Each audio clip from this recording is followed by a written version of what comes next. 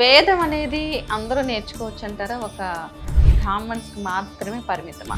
నేర్చుకోవద్దు అని చెప్పే అధికారం లేకపోయినా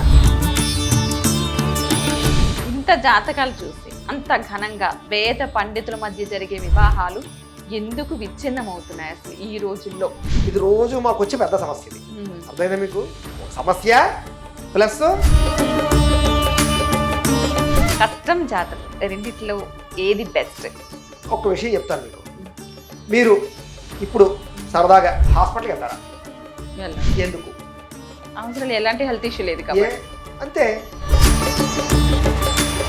గురుగారు, అసలు ఆస్ట్రాలజీ ప్రకారం నిజంగా ఒక వ్యక్తి జీవితాన్ని మనం ఐడెంటిఫై చేయగలమంటారా? ఖచ్చితంగా చేయొచ్చు, అనుమానం ఏమీ లేదు. అసలు జ్యోతిష్యం అంటే ఏమిటి? అంటే మామూలుగా నక్షత్రాలు, రాసులు, లగ్నాలు ఏమైనా కావచ్చు, చెడివి ఉంటాయంటారా? మంచివి చెడివని, లేదంటే ఏదైనా మంచిదే సూచిస్తుందని అంటారు. మేము రోజు ఇదే పదం ఇది. గురుగారు, మంచి నక్షత్రంలో పిల్లలకి ముహూర్తం పెట్టండి, మంచి నక్షత్రంలో పిల్లలు పుట్టిలో చూడండి. ఇప్పుడు మొదటి పెళ్ళే కాదు, 2, 3, 4 పెళ్ళిళ్ళు కూడా అయిపోతున్నాయి. మరి నేను ఎన్నో మూడో పెళ్లి ముహూర్తాలు పెట్టాను. మూడో పెళ్లి, 4 పెళ్లి జాతకాలు ఎన్నో చూసాను.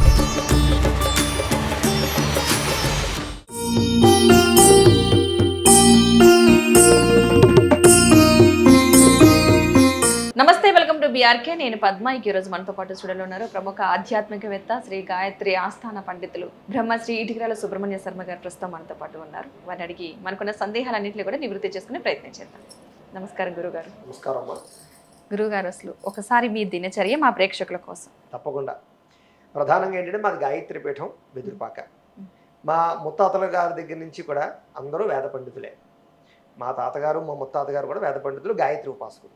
అయితే మా నాన్నగారు చాలా విశేషమైనటువంటి వేదము, అలాగే ఘనపాటి, చక్కగా పరీక్ష అది కూడా ఇచ్చినటువంటి, వేదం పరీక్ష ఇచ్చినటువంటి మహానుభావులు. అలాగే ముఖ్యంగా జ్యోతిష్య శాస్త్ర పండితులు, చాలా పెద్ద విశేషంగా చాలా వందల మంది శిష్యులు తయారు చేశారు. గాయత్రి పీఠం ఒక పీఠాన్ని కూడా స్థాపన చేశారు. దానికి కంచివారి దగ్గర వచ్చి అమ్మవారి ప్రతిష్ఠ చేయడం అది కూడా చాలా విశేషంగా జరిగింది. ఈ రంగం మా నాన్నగారి తర్వాత మేము అదే వ్యవస్థలో కంటిన్యూ అవుతూ మేము కూడా వేదం, కృష్ణ యజుర్వేద స్మారతం అది చదువుకుని చక్కగా ప్రతిరోజు ఉదయాన్నే లేచి తెల్లవారుజాము దగ్గర నుంచి కూడా అమ్మవారికి ఉపాసన చేయడము, అలాగే సంధ్యావందనాది కార్యక్రమాలతో పాటుగా ముఖ్యంగా ఇంట్లో పీఠార్చన అది చేసుకోవడము, అలాగే అభిషేకాలు అవి చేసుకోవడము, మా సొంతంగా ఉండేటటువంటి దేవతా అనుష్ఠానాలు అవి కూడా చేసుకోవడము. ఆ తర్వాతే ఈ యొక్క జనాలు ఎవరైతే ఉన్నారో, ప్రజలైతే ఎవరు ఉన్నారో, వాళ్ళకి ఏదైనా సమస్యలు ఉంటే వాళ్ళకి సంబంధించినటువంటి పరిహారాలు ముఖ్యంగా మా పీఠంలో జరుగుతూ ఉంటాయి చాలా విశేషంగా. ఋత్వికులు వస్తారు, చాలామంది ఋత్వికులకు ఎవరికి ఏమేమి కార్యక్రమాలు చేయాలో అప్పచెప్పి వాళ్ళు సరిగ్గా చేస్తున్నా లేదా అనేటటువంటి చూసుకుంటూ ఉండడం. రోజు నిత్యం ఏదో ఒక హోమాలు, జపాలు, కార్యక్రమాలు అలా నడుస్తూనే ఉంటాయి. ఇది ఈ రకంగా నడుస్తూ ఉంటుంది. ఏదైనా పెద్ద పెద్ద వాళ్ళు వ్యవస్థ అది వచ్చినప్పుడు, వాళ్ళకి కాస్త ఆధ్యాత్మిక గురువులు అది వచ్చినప్పుడు కూడా మేము వాళ్ళకి ఏర్పాట్లు చేయడము. ముఖ్యంగా పీఠంలో ఎక్కువ అనుష్ఠానాలు బాగా జరుగుతాయి. దేవతాపరమైనటువంటి అనుష్ఠానాలు, జపతర్పణాలు, హోమాలు, ఎప్పుడు ఆధ్యాత్మికపరమైన కార్యక్రమాలు జరుగుతూ ఉంటాయి. మేము అందులోనే ఎక్కువ ఇమిడీకృతం అవుతూ ఉంటాం. ముఖ్యంగా ఈ ప్రస్తుత కాలంలో జ్యోతిష్యానికి సంబంధించినటువంటి విషయంలో కూడా ఎవరు వచ్చినా జ్యోతిష్య సమస్యల కోసం కానీ, సమస్యల కోసం వచ్చినా కూడా వాళ్ళకి పరిహారాలు చెప్పడం కానీ, చేయించడం కానీ ఇవన్నీ చేయిస్తూ ఉంటాం. ముఖ్యంగా ఏమిటంటే ఆధ్యాత్మికపరమైనటువంటి ప్రవచనాలు అనేక చోట్లకి వెళ్ళడం, ముఖ్యంగా ఈ మన సంస్కృతిని ఇంకా అభివృద్ధిలోకి తీసుకురావాలి అని. అభివృద్ధిలోనే ఉంది, కాకపోతే ఎవరి ధర్మం వాళ్ళు ఆచరించాలి కదా. చేత ధర్మ ప్రచారం చేయడం మన లక్షణం, మన లక్ష్యం, మన కర్తవ్యం. చేత దాని మీద మనం బతుకుతున్నాం కాబట్టి, భావితరాలు దాని మీద బతుకుతాయి కాబట్టి, ధర్మాన్ని నిలబెట్టడం నేను ఒక్కడే నిలబెట్టలేను, కానీ నా వంతు నేను కృషి చేయాలి. ధర్మో రక్షతి రక్షిత. దాన్ని మనం రక్షిస్తే అది మనం రక్షిస్తుంది. కాబట్టి కాస్త ధర్మరక్షణ కోసము చక్కని ఉపన్యాసాలు అవి చెప్తూ ఉండడము, ఈ రకంగా మా దినచర్య ఉంటూ ఉంటుందమ్మా. గురుగారు, అసలు ఆస్ట్రాలజీ ప్రకారం నిజంగా ఒక వ్యక్తి జీవితాన్ని మనం ఐడెంటిఫై చేయగలమంటారా? ఖచ్చితంగా చేయొచ్చు, అనుమానం ఏమీ లేదు. అసలు జ్యోతిష్యం అంటే ఏమిటి అంటే భవిష్యత్తును తెలుసుకునేటటువంటిది. భగవంతుడు ఏమిట్రా అంటే కనుక ఒక మనిషి గత జన్మలో చేసిన కర్మ ఏమిటి, ఒక మనిషి జీవితంలో ఎటువంటి సమస్యను ఎదుర్కొంటున్నాడు. ఫర్ ఎగ్జాంపుల్గా నేను ఒక పండితుడికి ఎందుకు పుట్టాలి, లేదా ఈ పలానా కులంలోనే పలానా మతంలోనే, అలాగే భారతదేశంలో ఎందుకు పుట్టాలి, నా స్నేహితుడో లేకపోతే నేను నాతో చదువుకున్నవాడో వాడు బాగా పేద కుటుంబంలోనే ఎందుకు పుట్టాలి, పలానా వాడికి ఎందుకు పుట్టాలి అంటే ఇదంతా కర్మ సిద్ధాంతం. జ్యోతిష్యానికి, వేదానికి, మంత్రాలకి, మన వ్యవస్థకి, మన హైందవ మతం అంతా కర్మ సిద్ధాంతం మీద ఆధారపడింది. దాన్ని నమ్మితేనే ఇవన్నీ. అది లేకపోతే ఇవేవి తీసి అసలు మొత్తం దేవుళ్ళు లేరు, వ్యవస్థ లేదు, అన్నీ తీసి పడేయచ్చు. కర్మ అంటే జ్యోతిష శాస్త్రం అనేటటువంటిది మన పూర్వజన్మన కర్మని తెలిపేటటువంటిది. అంటే మన గత జన్మలో, ఫర్ ఎగ్జాంపుల్గా ఈ జన్మలో మనకి పెళ్ళి అవ్వలేదే అనుకుందాం, అదే పిల్లలు పుట్టడం లేదు, ఏదో మొత్తం మీద సమస్య ఉంది. జ్యోతిష్యంలో మనకి తెలిసిపోతుంది. ఎలాగా? ఫర్ ఎగ్జాంపుల్గా ఒకడికి కుజదోషం ఉందనుకుందాం, లగ్నంలో కానీ, ద్వితీయ స్థానంలో కానీ, చతుర్థ, సప్తమ, అష్టమ, వ్యయ స్థానాల్లో కనుక కుజుడు ఉంటే వాడికి కుజదోషం అన్నట్టు అర్థం. వాడికి ఆ టైంలో, ఆ లగ్నం ఆ టైంలో పుట్టడం వల్ల వాడికి కుజదోషం ఆపాదించబడింది. వాడు ఆ టైంలోనే ఎందుకు పుట్టాలి, ఆ టైంలో కుజదోషం ఎందుకు రావాలి అంటే వాడు పూర్వజన్మలో ఏదో కుజదోషాన్ని కలిగించేటటువంటి, అంటే కుజుడు దోషంగా కలిగించేటటువంటి పనులు చేశాడు అనమాట. అంటే ఏమి చేశాడు? ఫర్ ఎగ్జాంపుల్గా పావులు చంపాడు, పిల్లలు పుట్టకుండా ఏదో చేశాడు, లేకపోతే పుట్టిన పిల్లలు ఎవరో చంపేశాడు, లేకపోతే సంతానం ఏదో మొత్తం మీద ఏ పిల్లలకు హాని చేశాడు. ఇలా ఇలా అనేక రకాల కారణాలు చెప్పుకోవచ్చు, ఒకటని కాదు. వాళ్ళ వల్ల ఏదో ఎవరికి ఏదో కీడు జరిగింది. ఇలా అనేక కారణాల చేత వాడు ఆ గత జన్మలో చేసిన మహాపాపాలు ఏవైతే ఉన్నాయో అవి ఈ జన్మలో వాడికి కుజదోషంగా ఆపాదించబడిపోయాయి. అంటే జాతకంలో కుజదోషం ఉంది అంటే వాడు గత జన్మలో ఏదో చేశాడు అని అర్థం. ఫర్ ఎగ్జాంపుల్గా వాడికి ఉద్యోగం రాలేదు, చదువు రాలేదు, లేకపోతే ఏదో మొత్తం మీద తేడా వచ్చింది. సార్ గురుడు తేడాగా ఉన్నాడు అని అర్థం చేసుకుందాం, లేదా బుధుడు తేడాగా ఉన్నాడు అని అర్థం చేసుకుందాం. అసలు ఈ జాతకంలో గురుడు బుధుడు ఎందుకు తేడా రావాలి వాడి జీవితంలో అంటే అది కూడా గత జన్మలో వాడికి చదువుకున్న వాడిని పాడు చేయడమో, వాడు చదువుకున్న చదువు ఎవరికి చెప్పకపోవడమో, ఇది కూడా పాపమే. చదువుకున్న చదువు ఎవరికి చెప్పకపోయినా అది పాపం. అది ఇంచేత అందుకనే చూడండి, మా వేద పండితులు ఉన్నారు, ఇప్పటిదాకా ఏ విద్యార్థి దగ్గర ఏ గురువు డబ్బులు తీసుకోలేదు. ఈ ప్రపంచంలో, ఈ సృష్టిలో ఉచితంగా నేర్పే విద్య ఏదైనా ఉంది ఇప్పటికీ అంటే కనుక అది వేదము మాత్రమే. అందుకని వేదం అంత గొప్పది. కారణం ఏమిటి? ఇప్పుడు నేనే ఉన్నాను, మా పీఠంలో కొంతమంది శిష్యులకి నేను వేదం కానీ మంత్రాలు కానీ చెప్తూ ఉంటాను. కారణం ఏమిటి అంటే నేను చదువుకున్నటువంటి చదువు వాళ్ళకి చెప్పడం వల్ల, వాళ్ళకి బోధించడం వల్ల ఆ వేదం అనేటటువంటిది పరిపరి అభివృద్ధి అవుతూ ఉండాలి. దానివల్ల నాకు పుణ్యం, దానివల్ల నాకు పురుషార్థం. అంచేత దాన్ని రక్షించవలసిన బాధ్యత నాకు ఉంది కాబట్టి నేను ఆ వేదాన్ని పోషిస్తున్నాను. అంతే ఎవరో విద్యార్థులు వచ్చాడు, నాకు చదువు చెప్పన్నాడు, నా చదువు నేను దాచేసుకున్నాను అనుకోండి, దానివల్ల నాకు ఏ పుణ్యం రాదు, వ్యవస్థ ఉండదు. అంచేత ఒక కర్తవ్యం అనమాట, మనకు వచ్చినటువంటి వేదాన్ని 10 మందికి పంచడం అనేటటువంటిది కర్తవ్యం. అలాగే ఎవరికి వచ్చిన విద్య అయినా సరే, అది వేద విద్యే కాదు, మీకు ఏ విద్య వచ్చినా సరే అవతల వాడికి ఖచ్చితంగా నేర్పవలసిన బాధ్యత ఉంటుంది. అయితే అలా నేర్పకుండా ఉండడం కానీ, లేదా చదువుకున్న వాడిని పాడు చేయడం కానీ, ఇంకొక రకంగా చెప్పచ్చు, ఎవడో మీతో చదువుకునే స్నేహితుడే అవ్వచ్చు, ఏం చదువుతావు లేదా బయటకు పోదాందా, లేకపోతే ఏదో సిగరెట్ కాల్చుకుందాంరా, లేకపోతే పలానా చోట తిరుగుదాంరా, ఇలాగా పక్కవాడిని చెడగొట్టినటువంటి పాపం కూడా వాడికి వస్తుంది. అది ఖచ్చితంగా గురుడు తేడాగానో, లేకపోతే బుధుడు తేడాగానో, దోషంగానో తర్వాత జన్మలో వాడు అనుభవిస్తాడు.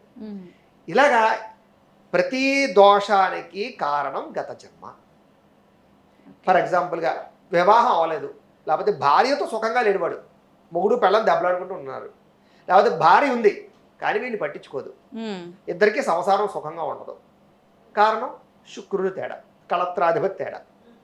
వాడికి ఐశ్వర్యం ఉంటుంది, భోగభాగ్యాలు ఉంటాయి, కారులు ఉంటాయి, మిద్దులు ఉంటాయి, కానీ అనుభవించలేడు, కడుపు నిండా తినలేడు, హాయిగా పడుకోలేడు.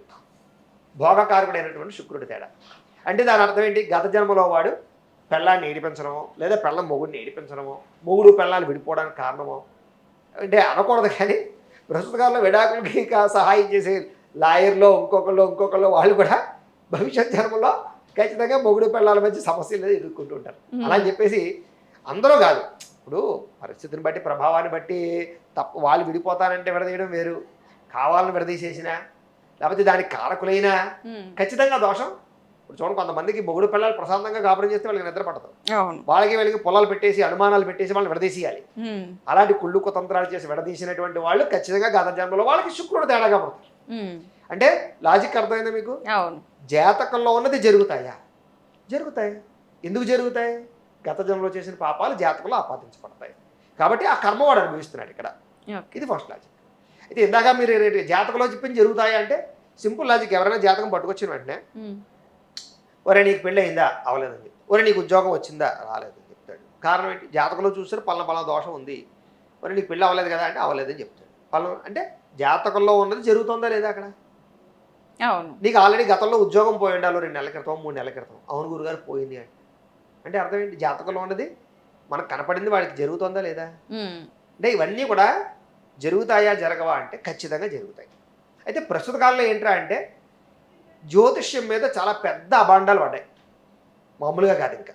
ఏంటంటే జ్యోతిష్యం మూఢనమ్మకం అని, జ్యోతిష్యం నమ్మద్దు అని, లేకపోతే మాలాంటి జ్యోతిష్య పండితులు అందరూ కూడా మోసగాళ్లను, లేకపోతే రకరకాల మాటలతోటి ప్రచారం పెరిగిపోయింది. ప్రచారం పెరిగిపోవడం గల కారణం కూడా ఉన్నాయి. ఎందుకంటే అందులో కొన్ని అబద్ధాలు లేకపోలేదు, నిజాలు కూడా ఉన్నాయి. కొన్ని ఉన్న పరిస్థితులను బట్టి ఉన్నాయి. కొంతమందిని చూసి కారణం చెప్పమంటారా? పూర్వకాలం రోజులకి ఇప్పటికీ తేడా కొన్ని వచ్చింది. డిమాండ్ సప్లై, అవునా కదా? అవును. డిమాండ్ ఎంత ఉంటే సప్లై ఎంత పెరుగుతుంది. అంతే. డిమాండ్కి తగ్గ సప్లై లేనప్పుడు ఏమవుతుంది? డూప్లికేట్ పెరుగుతుంది. అంతే. లాజిక్ అయినా కదా? ఒరిజినల్ బదులు డూప్లికేట్ వస్తాయి. పాలు కావాలి, అందరూ పాలు తాగుతారు, గేదెలు లేవు సరిగ్గా. అప్పుడు ఏం చేస్తాం? కాస్త నీళ్ళు యూరియా ఇంకోటి కలిపి దొంగ పాలు తయారు చేస్తాం. అవును. అంటే డిమాండ్ తగ్గ సప్లై లేనప్పుడు డూప్లికేట్ ఎప్పుడూ ఎక్కువ అవుతుంది. ఇది లాజిక్. అలాగే జనాలకి జ్యోతిష శాస్త్రం మీద నమ్మకాలు పెరిగాయి, విశ్వాసం పెరిగింది, లేదా దాని మీద ఆధారపడే పరిస్థితి పెరిగింది. పూర్వకాలంలో ఏ విద్యార్థి ఒక జ్యోతిష పండితుడి దగ్గరికి వచ్చి నేను పాస్ అవుతానా, నేను డిగ్రీ పాస్ అవుతానా, ఉద్యోగం వస్తుందా అని అడిగే పరిస్థితి లేదు. కారణం ఏమిటంటే ఒరే శుభ్రంగా చదువుకో, చక్కగా దేవుణ్ణి నమ్ముకో, పెద్దలు చెప్పిన మాట విను, గుడికెళ్ళు, అంతే. తప్ప ప్రతి వాడికి జాతకాలు చూసేసి, ప్రతి వాడికి నువ్వు గుడి చుట్టూ ప్రదక్షిణాలు చేసేయి, ఆవుకు గడ్డి పెట్టే, ఏదో చేసే, అది చేసే, ఇది చేసే, ఆ పిచ్చులు లేవు పూర్వకాలంలో. హాయిగా చదువుకున్నాడు, ఉద్యోగ ప్రయత్నాలు చేసేవాడు. ఇప్పుడు ఏమైంది? ప్రతి మనిషి ముందర ఏమొచ్చినా జ్యోతిష్యం మీద ఆధారపడిపోవడం మొదలుపెట్టారు. ఎందుకంటే ప్రతి మనిషికి ఇప్పుడు సుఖం సులువుగా పరవడం కావాలి, ఈజీగా వర్కౌట్ అయిపోవాలి. దాని మార్గాలు ఏంటి? సో జ్యోతిష్య శాస్త్రంలో గురుగారిని పట్టుకుంటే ఆయన ఏదో పరిహారాలు చేసేస్తే ఏదో అయిపోతే నేను ఈజీగా నాకు వర్కౌట్ అయిపోతుందేమో అనేటటువంటి వ్యవస్థ ఎప్పుడైతే పెరుగుతూ వచ్చిందో, దానికి తగ్గానే వ్యవస్థ అంతా కూడా మారిపోతూ వచ్చిందో, అది నిజమే కాదంటం లేదు. నేను చెప్పేది ఏంటంటే మళ్ళీ ఇంకొక రకంగా అర్థం చేసుకుంటారు దీన్ని. ఏమిటి? అయితే జ్యోతిష శాస్త్రంలో చదువు గురించి కానీ ఉద్యోగాల గురించి కానీ ఏమి ఉండవా? పరిహారాలు చేస్తే ఉద్యోగాలు రావడం వస్తాయి. కానీ ఫస్ట్ ప్రతి మనిషికి కూడా సెల్ఫ్ కాన్ఫిడెన్స్ కావాలి, స్వయం కృషి కావాలి. ఎప్పుడైనా సరే నేను ప్రతి చోట అదే చెప్తాను. నేను మొట్టమొదటి భగవంతుడు మనకి ఇచ్చినటువంటి శక్తిని ఉపయోగించి ప్రయత్నం చేయాలి. అయినా సరే పనవ్వకపోతే అప్పుడు భగవంతుడు పూజల దగ్గరికి రావాలి. కానీ మన వాళ్ళు ఏం చేస్తారు?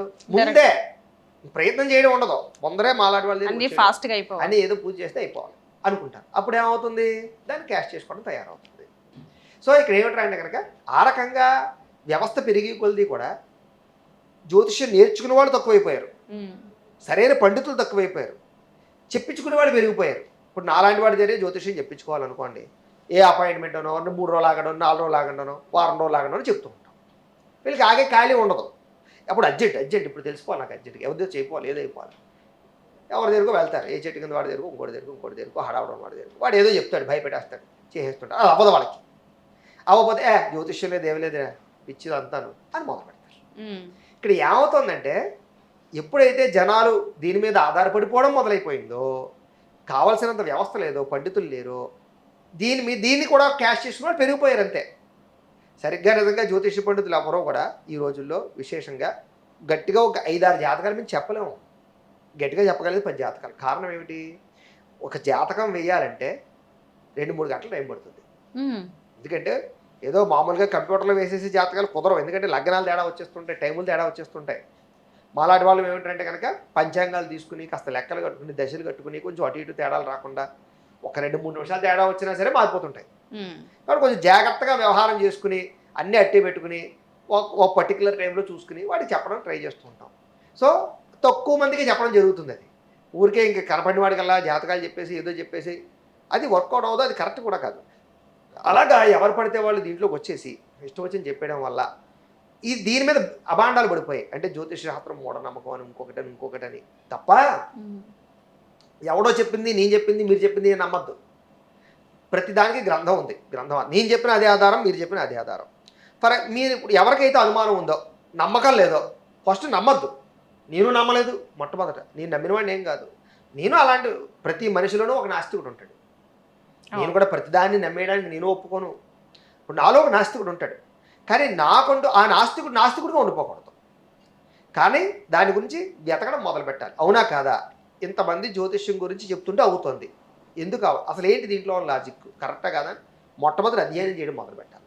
చేసి ఓ 2-3 జాతకాలు తీసుకుని అధ్యయనం చేసి మీ అంతటి మీరు అంచనా వేసుకుని, ఒరే వీళ్ళ పలానా తేడాగా ఉంది, నీకు పలానా దేవం జరిగిందా అని అడిగితే అవును అన్నాడు అనుకోండి, అది అవుతున్నట్టే కదా. అంతే.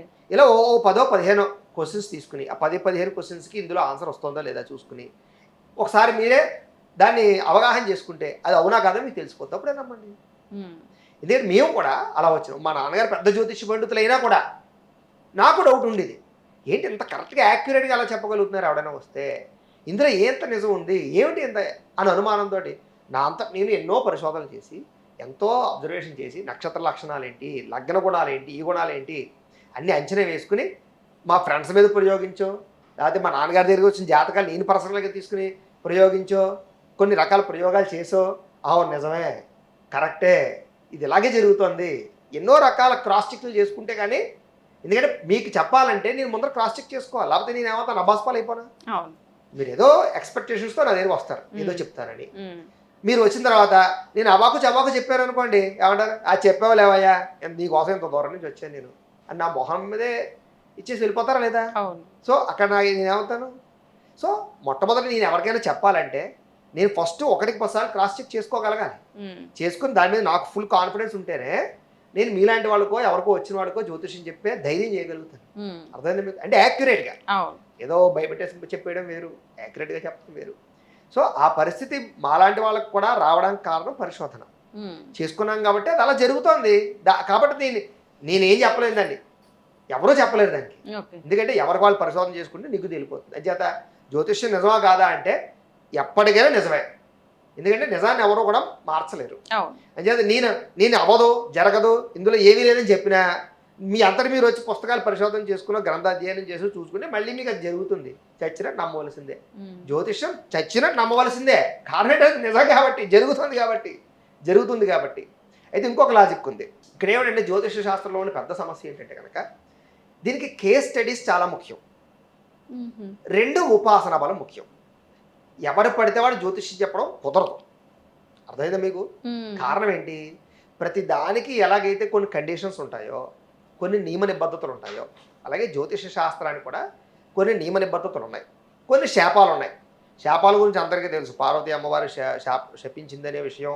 అందుచేతే జ్యోతిష శాస్త్రం 100కు 100% చెప్పినట్టు జరగదు, 80% జరుగుతుంది, అది అందరూ చెప్తున్నటువంటి విషయం అందరికీ తెలుసు, లాజిక్ ఇది. అయితే ఉత్తి జ్యోతిష్యం పుస్తకాలు చదివేసేసి నేను చెప్పేస్తానన్నా కుదరదు ఇక్కడ. కారణం ఏంటి, మీకు ఎప్పుడైనా సరే ఈ సిద్ధాంత భాగం వేరు, అనుష్ఠాన భాగం వేరు, అలాగే కేస్ స్టడీస్ వేరు. నేనే ఉన్నాను ఓ 4-5 పుస్తకాలు చూసి చదివేసి నీకు చెప్పేస్తానంటే కుదరదు. ఇంచేతనంటే పుస్తకాల్లో చదివింది ప్రస్తుత కాలానికి అన్వయం అవ్వాలి. ఇప్పుడు ఏమంటే మా అబ్బాయికి సాఫ్ట్వేర్ ఉద్యోగం వస్తుందని అడుగుతాడు, ఇప్పుడు జ్యోతిష శాస్త్రం సాఫ్ట్వేర్ గ్రంథం అనేది ఉందా అసలు? అసలు సాఫ్ట్వేర్ కంప్యూటర్ అనేది తయారవుతుందని ఉందా? లేదు. ఇప్పుడు నేను సాఫ్ట్వేర్ ఇంజనీర్ అవుతాడు అనడానికి నేను దేని బేస్ చేసుకుని జాగ్రత్తగా చెప్పాలి ఇప్పుడు నేను. సో దానికి రిలేటెడ్గా ఏ గ్రహాలు దానికి రిలేటెడ్ అవ్వే అవకాశం ఉందో చూసుకుని, అర్థమైందా, దానికి సాఫ్ట్వేర్కి దేనికి సంబంధం, అది బుద్ధికి సంబంధం, జ్ఞానానికి సంబంధం, ఆలోచనకి సంబంధం. దానికి కారకుడు ఎవడు, బుద్ధుడు కారకుడు, గురుడు కారకుడు. సో ఆ 2 ఉన్నాయి. ఫర్ ఎగ్జాంపుల్గా మా అబ్బాయి ఇంజనీర్ అవుతాడా లేండి అని అడుగుతాడు. పూర్వకాలం ఇంజనీరింగ్లు ఎక్కడ ఉన్నాయి? లేవు. ఇప్పుడు ఇంజనీర్ అవ్వాలంటే కుజుడికి దానికి సంబంధించినటువంటి కారకుడు. సో అలా గవర్నమెంట్ జాబ్ వస్తుందని అడుగుతాడు, దానికి కారకుడు ఎవరు? పూర్వకాలం గవర్నమెంట్లు ఉన్నాయా? మన గవర్నమెంట్ ఫామ్ అయింది ఎప్పుడు? ఓ 100 ఏళ్ల క్రితం, అంతకుముందు రాజుల పరిపాలన, అవునా కదా. ఇప్పుడు గవర్నమెంట్ జాబ్ అంటే ఎవరు? దానికి రవి కారకుడు అవుతాడు రిలేటెడ్గా, దాన్ని ఆపాదించుకుంటాం మనం. సో అలాగేంటంటే ఆపాదించుకుని ఈ కాలానికి అన్వయం చేసుకుని చెప్పడం జ్యోతిష శాస్త్రంలో గొప్పతనం. అన్వయం అవ్వాలి అక్కడ, అది సిద్ధాంత భాగంలో ఉంటుంది కదా. అది నేను అర్థం చేసుకుని ఓహో దీనికి ఇది ఆపాదించవచ్చు అని నేను అర్థం చేసుకుని చెప్పడం ఒక లాజిక్. రెండోది ఏంటంటే అనుష్ఠానం చాలా ముఖ్యం ఇక్కడ. ఫర్ ఎగ్జాంపుల్గాను మీరు వచ్చారు, మీ జాతకంలో యాక్సిడెంట్ అయ్యేటటువంటి యోగం ఏదో ఉంటుంది, ఈ కాలసర్పదోషమో, శని నీచుల్లో పడడమో, ఏలినాడు శని మొదలవడమో, రకరకాలు అనుకోండి కారణాల చేత, ఏ రాహు తేడాగా ఉండడమో కారణాల చేత మీకు ప్రమాదం యాక్సిడెంట్ అయ్యే పరిస్థితి 2-3 నెలల్లో ఉంది కదా. నేను నీకు యాక్సిడెంట్ అయ్యి నువ్వు చచ్చిపోతావు అనొచ్చా? అంటే మీ పరిస్థితి ఏంటి? ఎప్పుడు జ్యోతిష పండితుడు అపశకునాలు మాట్లాడకూడదు. ఇప్పుడు నోట్లో మంచిగా రావాలి. ఏం చెప్పాలి నేనప్పుడు? ఒరే నాయన కొంచెం ఈ 2-3 నెలల్లో డ్రైవింగ్ జాగ్రత్తగా చెయ్యి. పడిపోయి దెబ్బలు తగిలే పరిస్థితులు కనపడుతున్నాయి. కొంచెం జాగ్రత్తగా ఉండు. పలానా పరిహారం చేసుకో, పలానా పూజ చేసుకో, పలానా జాగ్రత్త వచ్చింది. రెండోది, వీడి ఆశీర్వచన బలం కూడా పనిచేస్తుంది అక్కడ.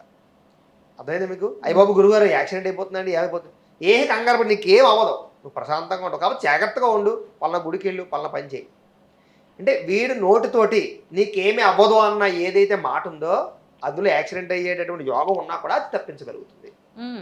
అది ఎక్కడ వచ్చింది? అది ఎలా వచ్చింది అంటే, ఏ జ్యోతిష్య పండితుడు అయితే ఉన్నాడో వాడు ముఖ్యంగా చేయవలసింది అనుష్ఠానం. జపము అనుష్ఠానము చేస్తే అప్పుడు వాడు వాక్సిద్ధి కలుగుతుంది. వాడికి వాక్శుద్ధి వాక్సిద్ధి అంటే ఏంటి? వచ్చిన వాడికి పెళ్ళి అవ్వలేదని వచ్చాడు అనుకో, కంగారు నీకు పెళ్ళి అయిపోతుంది ఈ సంవత్సరం అని వీడు అన్నాడంటే అది అయిపోవాల్సిందే, జాతకంలో దోషం ఉన్నా సరే. అంటే అనుష్ఠాన బలం వల్ల వస్తుంది. అంచేత జ్యోతిష్య పండితుడికి ముఖ్యంగా కావాల్సినటువంటిది ఏంటంటే, ఒకటి సిద్ధాంత భాగం బాగా రావాలి, కేస్ స్టడీస్ బాగా చేయాలి. కేస్ స్టడీస్ ఏంటి? ఫర్ ఎగ్జాంపుల్గా మీది స్వాతి నక్షత్రం అనుకుందాం. మీది నా దగ్గరకు వచ్చిన స్వాతి నక్షత్రం వాళ్ళందరినీ కూడా నేను అర్థం చేసుకోగలగాలి. మీతో అరగంట గంట మాట్లాడాలి. ఫస్ట్ మీ నక్షత్రం ఏంటమ్మా, మీరు ఏం చేస్తూ ఉంటారు, మీరు ఏ ఊరు, మీ ఆలోచనలు ఏంటి, ఇలా ఫస్ట్ నేను జ్యోతిష్యం నేర్చుకున్న మొదలప్పటి నుంచి కూడా మిమ్మల్ని అధ్యయనం చేయాలి నేను. స్వాతి నక్షత్రంలో అమ్మాయిలు ఈ వయసులో వాళ్ళు ఇలా ఆలోచిస్తారు, వీళ్ళకి ఇవి ఇష్టం, ఇవి. మీరు వెళ్ళిపోయారు. ఇంకో అబ్బాయి ఎవడో వచ్చాడు, వాడిది స్వాతి నక్షత్రమే. మాట్లాడాలి వాడితో ఒక అరగంట గంట. స్వాతి నక్షత్రం, నీ ఆలోచనలు ఎన్ని, పరిస్థితి ఏమిటి, నాకు పలానా ఇష్టం పలానా ఇష్టం పలానా ఇష్టం అంటే స్వాతి నక్షత్రంలో వాళ్ళు ఈ వీటిని ఇష్టపడతారనమాట. ఇది సిద్ధాంత భాగంలో ఉందా లేదా, లింక్ అవుతుంది, కరెక్టే. సో మనం అలాగ ఒకళ్ళు అధ్యయనం చేసుకుని కొన్ని వేల నక్షత్రాలు గుర్తుపెట్టుకోగలిగితే అప్పుడు వాడు సరైన జ్యోతిష్యుడు. అలా రావాలి జ్యోతిష్యంలో, కేస్ స్టడీస్ చేసుకుంటూను. అంచేత సిద్ధాంత భాగం ఒక గురువు దగ్గర నేర్చుకోవాలి ఖచ్చితంగా. దానికి కేస్ స్టడీస్ కొన్ని వేలు చేయాలి, కొన్ని వేల చక్రాలు వేసి దాన్ని వాడు క్రాస్ చెక్ చేసుకోవాలి. ఖచ్చితంగా రోజు అనుష్ఠానం చేయాలి. అనుష్ఠానం చెయ్యకపోయినా, అమ్మవారి ఆరాధన లేకపోతే వాడికి ఇష్టదేవత ఆరాధన చెయ్యకపోయినా వీడు చెప్పేది వాడికి పని చేయదు. ఇవన్నీ చేసే రోజులు, ఇది చేసే ప్రస్తుతం ఈ రోజుల్లో అలాంటి జ్యోతిష పండితులు ఎంతమంది ఉన్నారు చెప్పండి? నేను చెప్పినట్టుగా వేల మీద లెక్క పెట్టచ్చు. అలాంటి వాళ్ళు వెళ్ళి పట్టుకోగలిగే పరిస్థితి ఉందా ఇప్పుడు? సో అలాంటి వాళ్ళు తక్కువైపోయి నాకు ఎంతమందికి జ్యోతిషం చెప్తే అంత డబ్బులు వస్తాయని జ్యోతిష్యం చెప్పడం వల్ల మొదలైన తర్వాత దాని మీద అభాండాలు పడ్డాయి తప్ప జ్యోతిష్యం అబద్ధమని కానీ అందులో చెప్పింది జరగదని కానీ ఏమీ లేదు. ఖచ్చితంగా జరుగుతున్నాయి కాబట్టి నాలుగు నిలబడింది.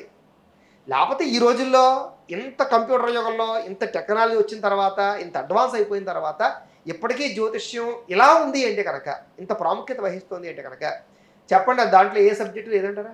అవును, లాజిక్ అర్థం చేసుకోండి. అవుతుందా? మనం ఎంత అడ్వాన్స్గా ఉన్నప్పుడు ఆర్టిఫిషియల్ ఇంటెలిజెన్స్కి వచ్చాం మనం. ఈ స్థాయిలో ఉన్న మనం జ్యోతిష్యాన్ని నమ్మగలుగుతున్నాము అంటే దాన్ని కొట్టే స్థితి లేదు. ఎందుకంటే జరిగి తీరవలసిందే ఎవరికైనా సరే. ఖచ్చితంగా ఉందమ్మా జ్యోతిష్యంలో సబ్జెక్ట్ ఉంది, నేర్చుకున్న వాడి దగ్గర ఉంది. అయితే నేను చాలాసార్లు చెప్పాను, మళ్ళీ చెప్తున్నాను. జనాలు ఎలా ఉన్నారంటే, ఫర్ ఎగ్జాంపుల్గాను మీకు వంకాయలు అంటే చాలా ఇష్టం, వంకాయ కూర అంటే చాలా ఇష్టం. పుచ్చు వంకాయలు ఉంటాయి కదా అని చెప్పేసి వంకాయ కూర వండుకోవడం మానేస్తారు మీరు? లేదు. మరి ఏం చేస్తారు? పుచ్చు వంకాయలు తీసి మంచిగా వండుతాం. అంటే కొంచెం దాని మీద టైం ఇచ్చిస్తారు, అవునా? అలాగే సమాజంలో పుచ్చు వంకాయలు ఉంటాయి, మంచి వంకాయలు ఉంటాయి. ఏరుకోవడం మీకు రాక వంకాయలన్నీ పుచ్చనంటే ఎలా కుదురుతుంది?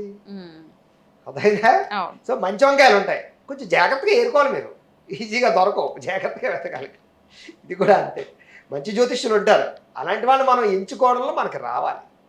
సింపుల్ ఎగ్జాంపుల్ చెప్తాను మీకు. మీరు ఒక ఆపరేషన్ చేయించుకోవాలి, హార్ట్కో లేకపోతే ఇంకో దానికో. ఆర్ఎంపీతో చేయించుకుంటారా? ఏమ్మా, ఆపరేషన్ సక్సెస్ కాకపోతే ప్రాణాలే పోతే రాదు కాబట్టి వాడి స్థాయి ఏంటి? ఆర్ఎంపీ చేత ఏం చేయించుకుంటారు? జస్ట్ ఒక ఇంజెక్షన్ లాంటివి, అప్పటికప్పుడు టాబ్లెట్స్ లాంటివి. వాడి స్థాయి, వాడి చదువు, వాడి అనుభవం ఇంజెక్షన్ చేయడానికి పనిచేస్తుంది.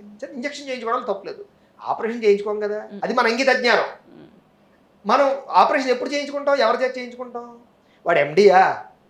మనం సెర్చ్ చేస్తాం లేదా గూగుల్లోకి వెళ్ళిపోయి, పలానా హాస్పిటల్ కరెక్టే కదా, పలానా డాక్టర్ ఎంత ఎక్స్పీరియన్స్ ఉంది, ఎన్ని ఆపరేషన్ చేశాడు, ఎన్ని సక్సెస్ అయ్యాయి, ఎంత మనం టాలీ చేసుకుంటున్నాం మనం ఆపరేషన్ చేయించుకోవడానికి. ఇది అంతే. జ్యోతిష్యం అలాంటిదే. అది ఇప్పుడు జ్యోతిష్యం అంటే ఏంటి? మీరు వచ్చారు, ఎవరో తీసుకొచ్చారు, మొగుడు పిల్లల్ని, లేకపోతే ఇంకా పెళ్లి కాని పిల్లల్ని తీసుకొచ్చారు. గురుగారు వీళ్ళిద్దరికీ పెళ్లి చేయడానికి కుదురుతుందా లేదా జాతకం చూడండి అంట. ఉమ్. నేను సరిగ్గా చూసి చెప్పాను అనుకోండి, వాళ్ళిద్దరూ జీవితాంతం అన్యోన్యంగా ఉంటారు, పిల్లా పాపలతో ఉంటారు. నా ఇష్టం వచ్చినట్టు నేను చెప్పాను అనుకోండి, రేపు పొద్దున వాళ్ళు పెళ్లి చేసుకుని సరిగ్గా కాపురాలు చేయకపోతే ఎన్ని జీవితాలు పాడవుతాయి, అవును. ఎన్ని కుటుంబాలు పాడవుతాయి. అంటే ఒక జ్యోతిష్య పండితుడి యొక్క నిర్ణయాల వల్ల జీవితాలు ఆధారపడి ఉన్నాయి. ఉమ్. ఎవడో వస్తాడు, గురుగారు ఈ ఉద్యోగంలో చాలా ఇబ్బందిగా ఉందండి, స్ట్రెస్ ఎక్కువగా ఉందండి, మానేద్దాం అనుకున్నాను అంటాడు. అప్పుడు నేను నా ఇష్టం వచ్చినట్టు చెప్పకూడదు. వాడికి ఇంకో ఉద్యోగం వస్తుందా లేదా నెక్స్ట్, అదే ఖాళీగా ఉండిపోతాడా, ఖాళీగా ఉండిపోతే ఏమైపోతాడు. వాడు ఇంకో ఉద్యోగం వచ్చే అవకాశం ఉంటే మరి నువ్వు ఇందులోంచి మారగలవు, మారు అని చెప్పాలి నేను. అంతేగాని నాకు తోచింది చెప్పేసి ఉద్యోగం మానే అన్నావు అనుకోండి, నాడు మానేసి ఖాళీగా ఒక సంవత్సరం ఉన్నాడు అనుకోండి, అప్పుల పాలు అయిపోయింది, కుటుంబాలు పాడైపోవా. అవును. అంటే జ్యోతిష్య పండితుడి చేతిలో కూడా జీవితాలు ఆధారపడి ఉంటాయి. ఈజీ కాదు ఇది. ఎలాగైతే ఒక డాక్టర్ చేతిలో ప్రాణాలు ఎలాగైతే ఉంటాయో, అలాగే జ్యోతిష్య పండితుల చేతిలో ప్రాణాలు ఉండకపోయినా జీవన విధానాలు ఆధారపడి ఉంటాయి. అర్థమైందా మీకు? ఎందుకంటే మమ్మల్ని అడిగి చాలా పెద్ద నిర్ణయాలు తీసుకునే వాళ్ళు చాలామంది ఉన్నారు. సో ఆ నిర్ణయాలు తీసుకునేటప్పుడు మేము చాలా ఇంగిత జ్ఞానంతో, అలాగే దాని మీద వ్యవస్థతోటి చేయాలి తప్ప ఇష్టం చెప్పేయడం అనేటటువంటి కుదరదు అనమాట. అంచేత జనాలు కూడా ఎలాగైతే డాక్టర్లు ఎంచుకోవడానికి సర్వే చేసుకుంటున్నారో, అలాగే కాస్త జ్యోతిష్యం చెప్పించుకునేటప్పుడు కాస్త సర్వే చేయండి. వాడు పండితుడా, వాడి తాత ఏంటి, వాడి ముత్తాత ఏంటి, వాళ్ళ తండ్రి ఏంటి, వాడు ఏం నేర్చుకున్నాడు, వాడికి ఒక గురువు ఉన్నాడా, వాడు గురుదేవి నేర్చుకున్నాడా లేదా, ఇవి లాజిక్స్ ఇవన్నీ. గురుపరపరంగా వచ్చిన వాడు ఎప్పుడు జాగ్రత్తగా ఉంటాడు. సొంతంగా నేను వచ్చేయాలనుకున్న వాడు ఎప్పుడు కూడా తేడా అయ్యాడు. ఈ విద్యలు గురువు చాలా ముఖ్యమమ్మా. వేద విద్యకి, జ్యోతిష్యాలకి, మంత్రశాస్త్రానికి గురుముఖతగానే రావాలి. ఇప్పుడు మా వేదం ఏదైనా సరే పుస్తకాలన్నీ మేము చదివేసుకుంటే కుదరదు. అక్కడ ఒక అక్షర దోషం వచ్చినా అది పనిచేయదు, వాడు చేసిన పూజ పనిచేయదు అది. అంచేత ఎవరు పడితే వాళ్ళు ఎలా పడితే అలా చదివేస్తే పనిచేసేది వేదం కాదు. అలాగే జ్యోతిష్యం కూడా అంతే, గురుముఖతగానే నేర్చుకోవాలి. ఎందుకంటే గురువు లాజిక్స్ చెప్తాడు, సీక్రెట్స్ చెప్తాడు. ఒరే ఇప్పుడు ఫర్ ఎగ్జాంపుల్ గాను ఈ జ్యోతిష శాస్త్రం అంతా కోడింగ్. సాఫ్ట్వేర్ ఇంజనీర్కి కోడింగ్ ఉంటుందో, పలానా గ్రహం కాంబినేషన్ జరిగితే ఆ కాంబినేషన్ టైంకి లగ్న దృష్టి ఉన్నా లేకపోతే దశలు నడుస్తున్నా వాడికి అది జరుగుతుంది. ఇది జరిగేది నిజంగా జరుగుతుందా, ఎప్పుడు అది జరగకుండా క్యాన్సిల్ అవుతుంది, ఎప్పుడు తప్పించుకోగలుగుతాడు, దానికి కొన్ని లాజిక్స్ సీక్రెట్లు ఉంటాయి. అవి గురువులు చెప్తారు, అవి పుస్తకాల్లో దొరకవు. అవి వాళ్ళ అనుభవం కొంచెం రంగరిస్తారు. ఒరే ఈ పలానా టైంలో పలానా జరిగే అవకాశం ఉంది, ఇందులో ఉన్నా అది ఈ కారణం చేత జరగదురా అంచేత దానికి భయపడవలసిన అవసరం ఉండదు. ఇలా కొన్ని రకాల కారణాలు ఉంటాయి. ఇప్పుడు ఫర్ ఎగ్జాంపుల్గా శుక్రుడే ఎందులోనే తేడాగా ఉంటాడండి. చూసి ఏ మొగుడు పెళ్ళాలు వచ్చినప్పుడు, ఏమన్నా శుక్రుడు నీచిపట్టేశాడండి, వ్యయంలో ఉన్నాడండి, తెల్లగా ఉన్న మీరు మొగుడు పిల్లలు విడిపోతారండి అని చెప్పకూడదు. అక్కడ ఉన్న కొన్ని కారణాల చేత, కొన్ని బలాల చేత ఆ దోషం క్యాన్సిల్ అవుతుంది. మరి ఈ లాజిక్స్ అన్ని గురువులు చెప్తారు, సిద్ధాంత భాగంలో ఉండదు, లేకపోతే గ్రంథాల్లో ఉండవు. సో అంచేత గురుముఖతగా నేర్చుకోవాలి. రెండోది మనం దాన్ని గ్రంథాధ్యయనం చేయాలి, కేస్ స్టడీస్ చేయాలి, అనుష్ఠానం చేయాలి. ఇన్ని చేసి వచ్చినవాడు జ్యోతిష్య పండితుడు తప్ప సొంతంగా ఏదో 4 పుస్తకాలు చదివేసి కాస్త అడావిడి చేసేసి మైక్ ఇచ్చుకుని మాట్లాడేసిన ప్రతి ఒక్కరు జ్యోతిష్యులు అయితే శాస్త్రం ఎలాగే ఉంది. అంటే ఈ మధ్య కాలంలో ఎంతమంది గురువుల దగ్గర నేర్చుకున్న జ్యోతిష్యులు ఉన్నారంటారు అసలు? అదే చెప్తున్నాను. ఇక్కడ ఇంకొక సమస్య ఉంది. ఇది చాలా అద్భుతమైన క్వశ్చన్ అడిగారు. గురువుల్లో కూడా తప్పు ఉందని చెప్తాను నేను. కారణం చెప్పంటారా? ఇప్పుడు నాలాంటి వాడి దగ్గరికి ఒక శిష్యుడు వచ్చాడు అనుకుందాం, గురుగారు మీ దగ్గర జ్యోతిష్యం నేర్చుకుందామండి అనుకుంటున్నానండి అంటాడు. వెంటనే నాలాంటి వాడి దగ్గర ఏం మొదలవుతుందో తెలుసా మీకు? అయ్యి బాబా, వీడి కనుక జ్యోతిష్యం వచ్చేస్తే, వీడి కనుక నేర్పేస్తే, వీడి జ్యోతిష్యాలు చెప్పేస్తే నా దగ్గరికి ఎవరో రారేమో. ఇన్సెక్యూరిటీ ఫీలింగ్, ఇది చాలా పెద్ద సమస్య ఇప్పుడు ఈ రోజుల్లో. మీకు అదే చెప్తున్నాను. ఇక్కడ ప్రధానంగా మేము భయపడేది, ఇప్పుడు భయపడుతున్నది కారణం ఏంటంటే భవిష్యత్ తరాలకి వేదము జ్యోతిష్యము సరిగ్గా అందుతుందా లేదా అనే భయం విపరీతంగా మొదలైంది మాలో. కారణం ఏంటి? ఇదే కారణం, ఇంకేమీ లేదు. ఇన్సెక్యూరిటీ ఫీలింగ్ ఎక్కువైపోయింది జ్యోతిష్య పండితులందరికీ, ప్రముఖ జ్యోతిష్య పండితులందరికీ. నువ్వు పలానా జ్యోతిష్యం చెప్పావు కదా, కాన్సెప్ట్ లాజిక్ ఏంటంటే ఎవరు చెప్పడం అంతే. నా సబ్జెక్ట్ అది నేను చెప్పానంట. అది గురుగారు మీ దగ్గర జ్యోతిష్యం నేర్చుకుందాం వద్దాం అనుకుంటున్నా, నాకు ఖాళీ లేదయ్యా, సమయం సరిపోవట్లేదయ్యా అంటాడే తప్ప కూర్చోబెట్టి జ్యోతిష్యం చెప్పడం లేదు. కారణం ఏంటి? వాడికి తెచ్చేది నా దగ్గరికి రారేమో ఇంకా అంతే. ఇది ప్రస్తుతం పరిస్థితి. కానీ పూర్వకులు అలా ఉండేవారు కాదు. పూర్వీకులు ఇంత కమర్షియల్గా ఈ శాస్త్రాన్ని చూడలేదు. అర్థమైందా మీకు? ఇప్పుడు ఏమైంది? ఇది కమర్షియల్ అయిపోయింది. నిన్న మొన్నటి దాకా మేమందరం ఉచితంగానే జ్యోతిష్యాలు చెప్పాం. జ్యోతిష్యానికి డబ్బులు తీసుకోవడం అనేది పాపం మా దృష్టిలో. అలా అని చెప్పి గురుగారు ఇప్పుడు మీరు ఎందుకు అపాయింట్మెంట్ పెట్టారని అడగచ్చు మీరు. అవును. ఎందుకంటే ప్రశ్నకి ఖచ్చితంగా ఏదో వ్యవస్థ ఉంటుంది. అవును. అంచేత పూర్వకాలం మన తండ్రి తాత ముత్తాతలు ఏంటంటే అంటే ఈ జ్యోతిష సమస్యలకి ముహూర్తాలకి డబ్బులు తీసుకోవడం అలవాటు చేయలేదు. ఉచితంగానే చెప్పేవాళ్ళం. ఎందుకంటే దీన్ని అమ్మకూడదు, శాస్త్రాన్ని నమ్ముకోకూడదు. శాస్త్రాన్ని నమ్ముకోవాలి తప్ప శాస్త్రాన్ని నమ్ముకోకూడదు. ఎందుకంటే దాన్ని మనం బతుకుతున్నాం. దాని తగ్గని వాళ్ళు ఏదైనా చెప్పామనుకోండి, ఆ పంచాంగంలో 100, 50 వాళ్ళు తోచింది పంచాంగంలో పెట్టి దండం పెట్టి వెళ్ళిపోతారు. వాళ్ళు ఎంత ఇచ్చారని కూడా చూడడం అనమాట. అంటే ఇంతకి చెప్తామనేది రూల్ లేదు, ఇంత ఇవ్వాలని రూల్ లేదు. దేనికి వాళ్ళకి నచ్చింది తోచింది దక్షిణగా ఇవ్వడం అనేది అలవాటు, అంతే. అలాగే ఉండేది నా జీవితంలో కూడా. గత 5 ఏళ్ల క్రితం వరకు కూడా దీనికి అపాయింట్మెంట్లని డబ్బులని ఏవీ లేవు. అయితే ఈ మధ్యకాలంలో మీడియాల్లోకి మేము వచ్చిన తర్వాత, మేము కాస్త పబ్లిసిటీ వ్యవస్థ వచ్చిన తర్వాత, కాస్త మేము చెప్పే ఫలితాలు ఎక్కువ జనాలకి దగ్గరగా రావడం వల్ల ఎక్కువ మంది జనాలు మమ్మల్ని అప్రోచ్ అవ్వడం మొదలైపోయిన తర్వాత ఎలా తయారైందంటే, ఫోన్లో ఒకటి వచ్చేసి, వాట్సాప్లో ఒకటి వచ్చేసి, ఇందులోకి వచ్చిన తర్వాత గురుగారిని పలానా అమ్మాయిని ప్రేమిస్తున్నానండి, ఆ అమ్మాయి ఇప్పుడు వేళ బయటకు వస్తుందా లేదా అని అడుగుతాడు. నేను పలానా పెళ్ళైన అమ్మాయిని ఎవరినో ఇచ్చేస్తున్నానండి, వాళ్ళు మొగుడు పిల్లలు ఎప్పుడు విడిపోతారని అడుగుతాడు. అదే నేను పలానా ఇప్పుడు ఏదో పని మీద వెళ్తున్నానండి, ఏ కలర్ చొక్కా వేసుకోవాలని అడుగుతాడు. అంటే పనికి మాలిన క్వశ్చన్లు అన్నీ అడగడానికి లోపు అయిపోయింది పరిస్థితి. ఇప్పుడు ఈ సమయంలో నేను నిజంగా సమస్యతో ఫోన్ చేసేవాడు ఎవడో, పనికి మాలిన సమస్యలకు ఫోన్ చేసేవాడు ఎవడో, ఎలా నేను టాలీ చేసుకోవాలి, ఎలా నేను ఫిల్టర్ చేయాలి? సో వీళ్ళకి ఉచితంగా మనం దొరికేస్తే, ఖాళీగా దొరికేస్తే, ఫోన్ ఖాళీ ఉండట్లేదు, మనం ఖాళీ ఉండట్లేదు, ఎత్తకుండా ఉండలేము, అడిగిందని సమాధానం చెప్పకుండా ఉండలేము, అంతే కదా. ఏదో ఒకటి చెప్పాలి కదా. లేకపోతే ఏదో చెప్తాడు, ఏమండి పలానా నేను బండి ఏదో లాటరీ తీసుకుందాం అనుకుంటున్నానండి, ఏ నెంబర్తో లాటరీ కావాలంటాడు. లేకపోతే ఏదో షేర్లో డబ్బులు పెడుతున్నానండి, ఏ టైంలో పెట్టాలంటాడు. అంటే వీళ్ళు చేసుకునే అక్కలేని వ్యవహారాలన్నిటికీ కూడా బెట్టింగ్లు అంటారు. ఇలాంటి వాటికి ఎక్కువ ఫోన్లు వస్తాయి మాకు. సో ఇలాంటి వాటిల్లో మనం ఎవరిని నమ్మాలి, ఎవరిని వ్యవస్థ చేసుకోవాలి, ఇలాంటి వాటికి సమాధానం చెప్పుకుంటూ పోతే ఏమైపోతుంది? సో ఫిల్టర్ చేయాలంటే అలాగా వీళ్ళకి ఉచితంగా చెప్తే పని అవ్వదు. ఎంతో కొంత రుసుము పెట్టకపోతే ఇది ఫిల్టర్ అవ్వదు అని మినిమం ఒక 500 రూపాయలు కనీసం పెడితే ఫిల్టర్ అవుతుంది అని పెట్టేమే తప్ప దీన్ని క్యాష్ చేసుకోవాలి కదా. అలా వచ్చిన డబ్బులు కూడా మేము గోసేవకి, అన్నదాన కార్యక్రమాలకి వినియోగించడం తప్ప సొంతంగా వాడుకోమన్నమాట. అంటే దీన్ని అమ్ముకునే ఉద్దేశం కాదు. అర్థమైందా మీకు? అంటే కమర్షియాలిటీ అనేటటువంటిది దీంట్లోకి రావడం వల్ల, ఈ మధ్య పెరిగిపోవడం వల్ల వ్యవస్థ ఇంట్లోకి వచ్చేసి ఇది నేర్చేసుకుని ఎలాగైనా సరే డబ్బులు సంపాదించేద్దాం తాపత్రయం పెరిగిపోయింది జనాలకి. దాంతో జనాలందరూ వచ్చి నేర్చేసుకుందాం అనుకుంటారు. ఈ చెప్పే గురువులు తక్కువైపోయారు. కారణం ఏంటి? Insecurity feeling. దీనివల్ల ఏమైంది? ఏదో 4 పుస్తకాలు చదివే జ్యోతిష్యం చెప్పడం వల్ల అక్కలేనటువంటి వీడియోలు ఎక్కువైపోయి సమస్యలు మొదలైపోయి అక్కడంతా వ్యవస్థ అంతా పడైపోయింది. అయితే ఇప్పటికీ నేను ఒకటే చెప్తున్నాను, ఎవరు ఏమవుతారనేది నాకు అనవసరం, ఈ శాస్త్రం నిలబడాలి అని నేను ఏం చేశానంటే, నేను ఒక ప్రత్యేకంగా ఒక ఛానల్ పెట్టి వెదురుపాక గురూజీ ఆస్ట్రో అని, ఆస్ట్రో గురూజీ తెలుగు అని ఒక ఛానల్ పెట్టి నేనే జ్యోతిష్యం నేర్పడం మొదలుపెట్టాను ఉచితంగా. ఇప్పటికీ ఉంది ఆ ఛానల్.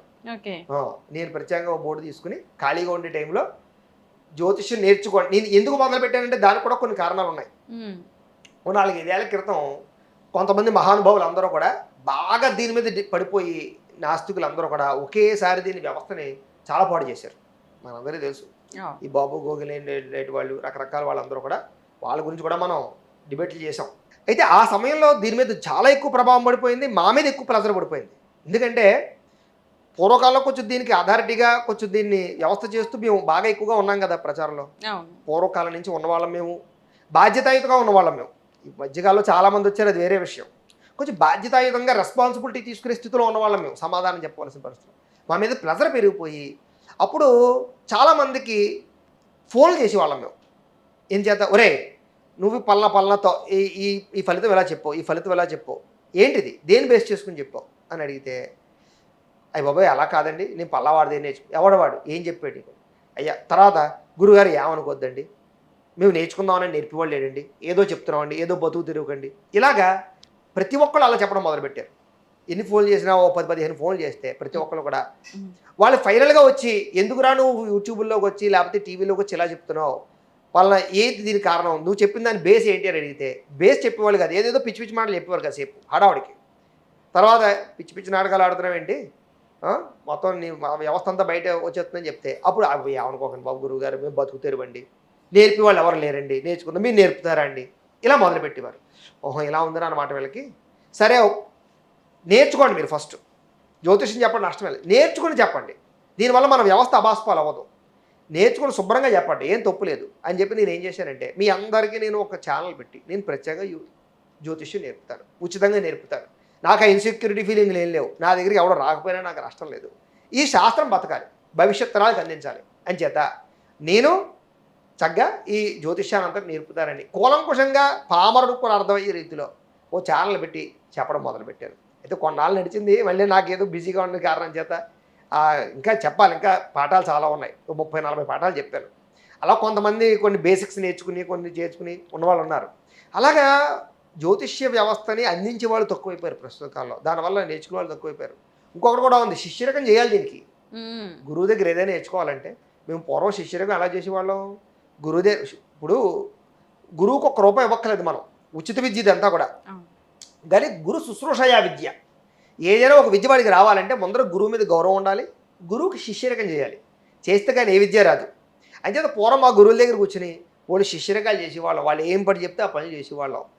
అన్ని రకాల పనులు చేస్తే వాళ్ళు రోజుకు 1-2 గంటలు చదువు చెప్పేవారు. ఆ 2 గంటల చదువు కోసం మిగతా సమయం అంతా వాళ్ళ కోసం సేవ చేయడం సరిపోయేది. అయినా అది సేవ బాధగా భావించే వాళ్ళం కాదు. గురువుగారి పని చెప్పారంటే అగ్గగ్గలాడుతూ చేసేవాళ్ళం, ఇష్టపడుతూ చేసేవాళ్ళం, అంత గౌరవించే వాళ్ళం. కాబట్టి ఆ విద్య మీద విలువ ఉండి కష్టపడి నేర్చుకునే విద్య కాబట్టి దానికి ఎవరినైనా ఏదైనా మాట అంటే మాకు బాధ కలుగుతుంది. అర్థమైంది మీకు? నాకు ఎందుకు నొప్పి వస్తుంది, మీరు జ్యోతిష్యాన్ని ఏదైనా మాట అన్న వెంటనే పౌరుషం వస్తుంది అంటే నేను కష్టపడి నేర్చుకునే విద్యది, ప్రాణ విద్యది. దాన్ని ఎవడైనా ఏదంటే నాకు నేను పెంచుకుని పిల్లాన్ని ఎవడైనా కొడితే ఎంత బాధ వస్తుందో నా విద్యను అన్నా నాకు అంత బాధ వస్తుంది. అర్థమైందా మీకు? అని చేత గురు శుశ్రూషయ విద్య, గురు శుశ్రూష చేయాలి. చేస్తే విద్య మీద విలువ వస్తుంది. ఊరికే విద్య వచ్చేసిన ప్రమాదమే. మీకు ఎలా ఉంది తెలుసా? స్కూల్లో నేర్పినట్టుగా ఏసీ రూమ్లో కూర్చోబెట్టేసి సమయాన్ని పెట్టేసి విద్య నేర్పేసినా అదే అక్కడికి రాదు. దాని విలువ తెలిసి ఉండాలి వాడికి, దాన్ని పోషించగలిగే బాధ్యత ఉండాలి. అప్పుడు బాధ్యత ఉంటుంది తప్ప లేకపోతే దాన్ని పాడైపోయినా ఏం చేసినా నాకు డబ్బులు వచ్చేసాయి కదా, నాకు రోజు గడిచిపోతుంది కదా అని ఎవడ బయటికి రాడు. అర్థమైందా మీకు? ఇప్పుడు చాలా మంది ఉన్నారు జ్యోతిష పండితులు 100లో. ఎవరైనా మాట్లాడితే ఎవరైనా బయటకు వస్తున్నారా? రాలేకపోతున్నారు. కారణం ఏంటి? వాళ్ళకి అది ఫైనాన్స్ అంతే, వచ్చేస్తుందా కమర్షియల్గా దాన్ని క్యాష్ చేసుకున్నావా మనం బయటికి పోతాం, తర్వాత మన సంబంధం. వేదం అనేది అందరూ నేర్చుకోవచ్చు అంటారా, ఒక బ్రాహ్మణ్స్కి మాత్రమే పరిమితమా? అయితే ఇది ఎప్పటి నుంచో ఉన్న పెద్ద సమస్య, పెద్ద డౌటు, ప్రస్తుత కాలంలో విపరీతమైన చర్చకి దారితీస్తున్నటువంటి పెద్ద సమస్య. నేర్చుకోవద్దు అని చెప్పే అధికారం లేకపోయినా, నేర్చుకోవద్దని చెప్పే అధికారం ఎవరికీ లేదు. ప్రస్తుత కాలంలో లేదు, ఎప్పుడూ లేదు, పురాణాల్లో కూడా లేదు, అని చేత లేదు. కానీ నేర్చుకోవద్దు అనడానికి కారణాలు చాలా ఉన్నాయి. అర్థమైందా మీకు? ఎందుకు నేర్చుకోవద్దాను వద్దు అన్నారు అనడానికి కారణాలు ఉన్నాయి. ఇందాక నేను మాట్లాడుతూ వేదం అనేది ఒక అణుబాంబు లాంటిది అని చెప్పాను, గుర్తుందా మీకు? అంటే ప్రమాదకరం అనేది కాదు దాని అర్థం. దాని సెన్సిటివిటీ అర్థం చేసుకోవాలి. సెన్సిటివ్, బాగా సెన్సిటివ్. ఇప్పుడు అణుబాంబుతోటి ఒక దేశాన్ని నాశనం చేసేయచ్చు, అణు విద్యుత్తు తయారు చేసి ప్రపంచానికి విద్యుత్తుని అందించవచ్చు. అవునా కదా? దాన్ని 2 రకాలుగా వాడుకోవచ్చు. అలాగే వేదం అనేటటువంటిది ఏదైనా చేయగలిగేటటువంటి పరిస్థితి వేదానికి ఉంటుంది. వేద మంత్రానికి అంత శక్తి ఉంది. సో వేద మంత్రాలని ఎందుకు అందరూ నేర్చుకోకూడదు అంటే దీనికి కట్టుబాట్లు నియమాలు చాలా ఉన్నాయి కాబట్టి. అర్థమైందా మీకు? వేదం అనేటటువంటిది ఇప్పుడు ఎలాగైతే ఒక ఆర్మీ వాళ్ళు ఉన్నారు, ఇప్పుడు ర్యాకెట్ లాంచింగ్ స్టేషన్ ఉంది అని అనుకుందాం మనం. మీరు నేను ఎందుకు వెళ్ళిపోకూడదు లోపలికి? నేను సరదాగా చూసి వచ్చేస్తాం కదా, ఎందుకు వెళ్ళకూడదు? ఐసీయూలోకి మీరు ఎందుకు వెళ్ళిపోకూడదు అస్తమాటను? కారణం ఏంటి? సెన్సిటివిటీ అక్కడ ఎక్కువ బాగా ఉంది. కారణం ఏంటి? అక్కడ మనం వెళ్ళడం వల్ల పాడయ్యే పరిస్థితులు, వాతావరణాలు రకరకాలు ఎక్కువ ఉంటాయి. కాబట్టి ఎవరు పడితే వాడు అందులోకి వెళ్ళిపోకూడదు. కొంచెం నియమం, నిబద్ధత, కొంచెం వ్యవస్థ ఉంటుంది. అవునా కదా? అలాగే వేదం అనేది చాలా అద్భుతమైనటువంటి శక్తి కలిగింది. వేదంతో ఏదైనా చేయొచ్చు. వర్షం కావాలంటే కురిపించవచ్చు, వర్షం కావాలంటే ఆపచ్చు, ఏదైనా రాబోయే ప్రళయాన్ని ఆపచ్చు, విపత్తులను ఆపచ్చు, లేకపోతే మనిషి ప్రాణాలు రక్షించవచ్చు, ప్రమాదాలు రక్షించవచ్చు, ఎన్నో రకాలు చేయొచ్చు. అయితే అలా అని చెప్పేసి ఇప్పుడు రాబోయేటటువంటి నిన్న ఏదో ఫ్లైట్ యాక్సిడెంట్ అయింది, మీరు అందరూ రక్షించేయలేదా, ఇంకోటి చేయలేదా అంటే దానికి కూడా సమాధానం అలా చెప్తాం, అనుమానం లేదు. అయితే వేదముని చాలా గొప్పది. వేద మంత్రం అనేది చాలా విశేషమైన శక్తి కలిగినటువంటిది. అయితే దీన్ని ఎవరు పడితే వాళ్ళు ఎలా పడితే అలా వాడేశారనుకోండి, సర్వనాశనం కూడా చేయగలదు వేదం. ఇప్పుడు రాక్షసులకి వేద మంత్రాలు వచ్చు, వాడితే ఏం చేశారు వాళ్ళ శక్తులతోటి? దేవతలను కూడా మొత్తం పాతాలను తొక్కేసేవారు. మళ్ళీ దేవతలందరూ దేవుడి దగ్గరికి వెళ్ళడం, విష్ణుమూర్తి దగ్గరికి వెళ్ళడం, మళ్ళీ ఆయన ఏదో అవతారం ఎత్తడం, ఎన్నో రకాల అవతారాలు ఎత్తితే తప్ప వాడు మళ్ళీ బోల్ టర్మ్స్ అండ్ కండిషన్స్ వాళ్ళు చంపాలంటేను భూమి మీద చంపకూడదు, ఆకాశంలో చంపకూడదు, ఎక్కడో చంపకూడదు, ఇన్ని రకాలు పెడతారు. అంటే వేద మంత్రాలు ఎవరు పడితే వాళ్ళ చేతిలోకి వచ్చేసాయి అనుకోండి, వాడిది ఎలాగైనా వాడుకోవచ్చు. అయితే దీని అర్థమయ్యేలా చెప్తాను మీకు ఉదాహరణ. ఫర్ ఎగ్జాంపుల్గా వేద మంత్రాల ద్వారా వశీకరణాలు చేయొచ్చు అనుకుందాం. చేయొచ్చు, ఎందుకు చేయకూడదు? అందులో లేదేంటి? చేయొచ్చు అనుకుందాం. అధికారిక వశీకరణం, లేకపోతే పలానా వశీకరణం, ఇంకొకటో చేయొచ్చు. సో నేను మీకు మీ ఎవరో వచ్చి అడిగారు, ఎవడో గురుగారు నాకు వశీకరణ మంత్రాలు నేర్పండి. నేను నేర్పేశాను అనుకోండి, వాడు దేనికి వాడతాడు? దేనికి పడితే దానికి వాడతాడు. ఎవరు పడితే వాళ్ళు యూజ్ చేసుకుంటాడు. అంటే ఏమైపోతుంది సమాజం? మిస్యూజ్ కింద. అంటే సమాజం ఏమైపోతుంది? నాశనం అయిపోతుంది. అలాగా మంత్రాలతో ఏదైనా చేయొచ్చు. సో ఎవరు పడితే వాడు మంత్రం నేర్చుకున్నాడు అనుకోండి, అది పాడైపోతుంది. అయితే మరి మీకు వచ్చు కదండి వశీకరణాలు, ధనజన వశీకరణాలు, ఆ వశీకరణాలు, ఈ వశీకరణాలు. మీరు ఎవరు పడితే వాళ్ళు వశీకరణం చేసేసుకోవచ్చు కదా. మీకు డబ్బులు అవసరం, మీరు లక్ష్మీ పూజలు, లక్ష్మీ కటాక్ష పూజలు, వశీకరణ పూజలు చేసుకుని కోట్లు సంపాదించేయచ్చు కదా. మరి మీరు ఎందుకు చేయటం లేదు? ఆ మంత్రాలు మీరు ఎందుకు వాడుకోవట్లేదు? అంటే ప్రతి దానికి సైడ్ ఎఫెక్ట్ ఉంటుంది. అర్థమైందా మీకు? కామ్యం కోసం చేసేటటువంటి, స్వార్థం కోసం చేసే ఏ పనికైనా సరే సైడ్ ఎఫెక్ట్ ఉంటుంది. ఆ లాజిక్ చెప్పకుండా నేర్పామనుకోండి, అవతల దాన్ని మిస్యూజ్ చేసారనుకోండి, సర్వనాశనం అయిపోతుంది. అర్థమైంది మీకు? అయితే ఈ వేద మంత్రాలు అనేటటువంటి బాధ్యతగా రక్షించగలిగే పరిస్థితి వాడికి ఉంటే వాడికి నేర్పాలి. అంటే వాడు మిస్యూజ్ చేయకూడదు. అర్థమైందా మీకు? దాన్ని అవసరానికి ఉపయోగించాలి. అవసరానికి ఉపయోగించేటటువంటి వాడు అయితే కనుక వాడికి నేర్పడంలో తప్పు లేదు. అయితే ఇక్కడ వేద మంత్రాల్లో ఉండే ప్రమాదాలు చెప్తాను మీకు. ఎందుకు అనుభవంతో పోల్చామంటే, మీకు నేను ఓ మంత్రం చెప్పాను, ఓ గాయత్రి మంత్రమో ఇంకొక మంత్రమో చెప్పాను. ఓ మంత్రం చెప్పిన తర్వాత ఆ మంత్రంలో అక్షరాలు కానీ స్వరాలు కానీ మీరు సరిగ్గా పలకలేదు, స్వరయుక్తంగా లేదు, అనుదాత్త ఉదాత్త స్వరితాలు ఉంటాయి మంత్రాలు. ఇప్పుడు బాలసుబ్రహ్మణ్యం ఉన్నారు గారు, ఎస్పి బాలసుబ్రహ్మణ్యం గారు పాటలు పాడుతూ ఉంటే తిడుతూ ఉంటాడు ఆయన ఎక్కువ. అవునా కదా? మనం తెలిసాగా పాడుతా తీగాలి ప్రోగ్రామ్ చూసాము మనం లేదా, అస్తమాడు పేర్లు ఎడుతూ ఉంటారు. అక్కడక్కడ స్వరం తేడా వచ్చింది, అక్కడక్కడ అలా భావం తేడా వచ్చింది, అక్కడక్కడ తేడా వచ్చింది అని. కారణం ఏంటి అంటే అక్కడ ఆ స్వరం అలా పలికితేనే దానికి అది అందం. అవునా కదా? అవన్నీ స్వరాలు మిస్ మ్యాచ్ అయితే అది సింక్ అవ్వదు, నేచర్కి సింక్ అవ్వదు. అది దానివల్ల ఖచ్చితంగా నెగిటివ్గా. ఇప్పుడు ఒక పాటని మనం అందంగా పాడడానికి, వికారంగా పాడడానికి తేడా ఉందా లేదా? ఉంటుంది. అయ్యి బాబోయ్ వినలేకపోతున్నాను రా బాబు ఆపే అంటే ఏమైంది? నువ్వు పాటని ఇష్టం వచ్చినట్టు అపస్వరంగా బేభత్సంగా పాడేసినప్పుడు అక్కడ ఆరాలో ఏం తయారవుతుంది? నెగిటివ్ ఎనర్జీ తయారయ్యి నీకు వికారం కలిగి బాబోయ్ అనిపిస్తుందా లేదా? అంటే మాటలో, పాటలో, స్వరంలో వికారం అనేది ఆనందించేటటువంటి దాని వ్యవస్థ ఉందా లేదా? మనం ఆస్వాదించే వ్యవస్థ ఉందా లేదా? ఉంది. ఇప్పుడు మీరు రోడ్డు మీద వెళ్తున్నారు, ఎవరో మంచి గానం అందంగా పాడుతున్నారు, బండి ఆపే స్టక్ పెట్టి చూస్తాను లేదా? చూస్తాం. ఏంటి కారణం? అంటే అక్కడ స్వరంలో ఒక పాజిటివ్ వైబ్రేషన్స్తో కూడుకున్నటువంటి ఆరా క్రియేట్ అవుతుంది, దాన్ని మనం అట్రాక్ట్ అవుతున్నాం, అది పాజిటివ్. అలాగే నెగిటివ్ సైన్, పాజిటివ్ సైన్ ఎలాగ ఉందో మంత్రాలు కూడా అంతే. మనం స్వరాలు లేకుండా చదివితే, స్వరాలు లేకుండా, ఒత్తులు లేకుండా, అనుదాత్త ఉదాత్త స్వరితాలు సరిగ్గా లేకుండా చదివితే దానివల్ల టెర్రరిస్టులు పుడతారు. ఇది అసలు లాజిక్. అర్థమైంది మీకు? పూర్వకాలం రాక్షసులు పుడతారు అనేవారు, ఇప్పుడు టెర్రరిస్టులు పుడతారు. పూర్వకాలం రాక్షసులు పుట్టేవారు, వాళ్ళు ఏం చేసేవారు?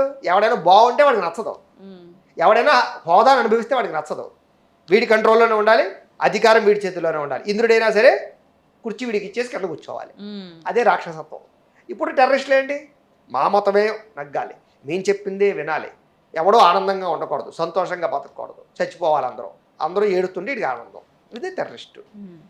అంచేత స్వరయుక్తంగా మంత్రాలు చదవకపోతే, అనుదాత్త ఉదాత్త స్వరితాలు లేకపోతే, ఆ మంత్రాలు చెప్పే అపస్వరాల వల్ల టెర్రరిస్టులు పుట్టుకొస్తారు. కాబట్టి ప్రమాదకరమైన వ్యక్తులు. అందుకనే కదా ప్రస్తుత కాలంలో ఎక్కువ మంది మర్డర్లు చేసేవారు, మానభంగాలు చేసేవారు, తప్పులు చేసేవారు, మోసాలు చేసేవారు ఎందుకు పెరిగిపోతున్నారు?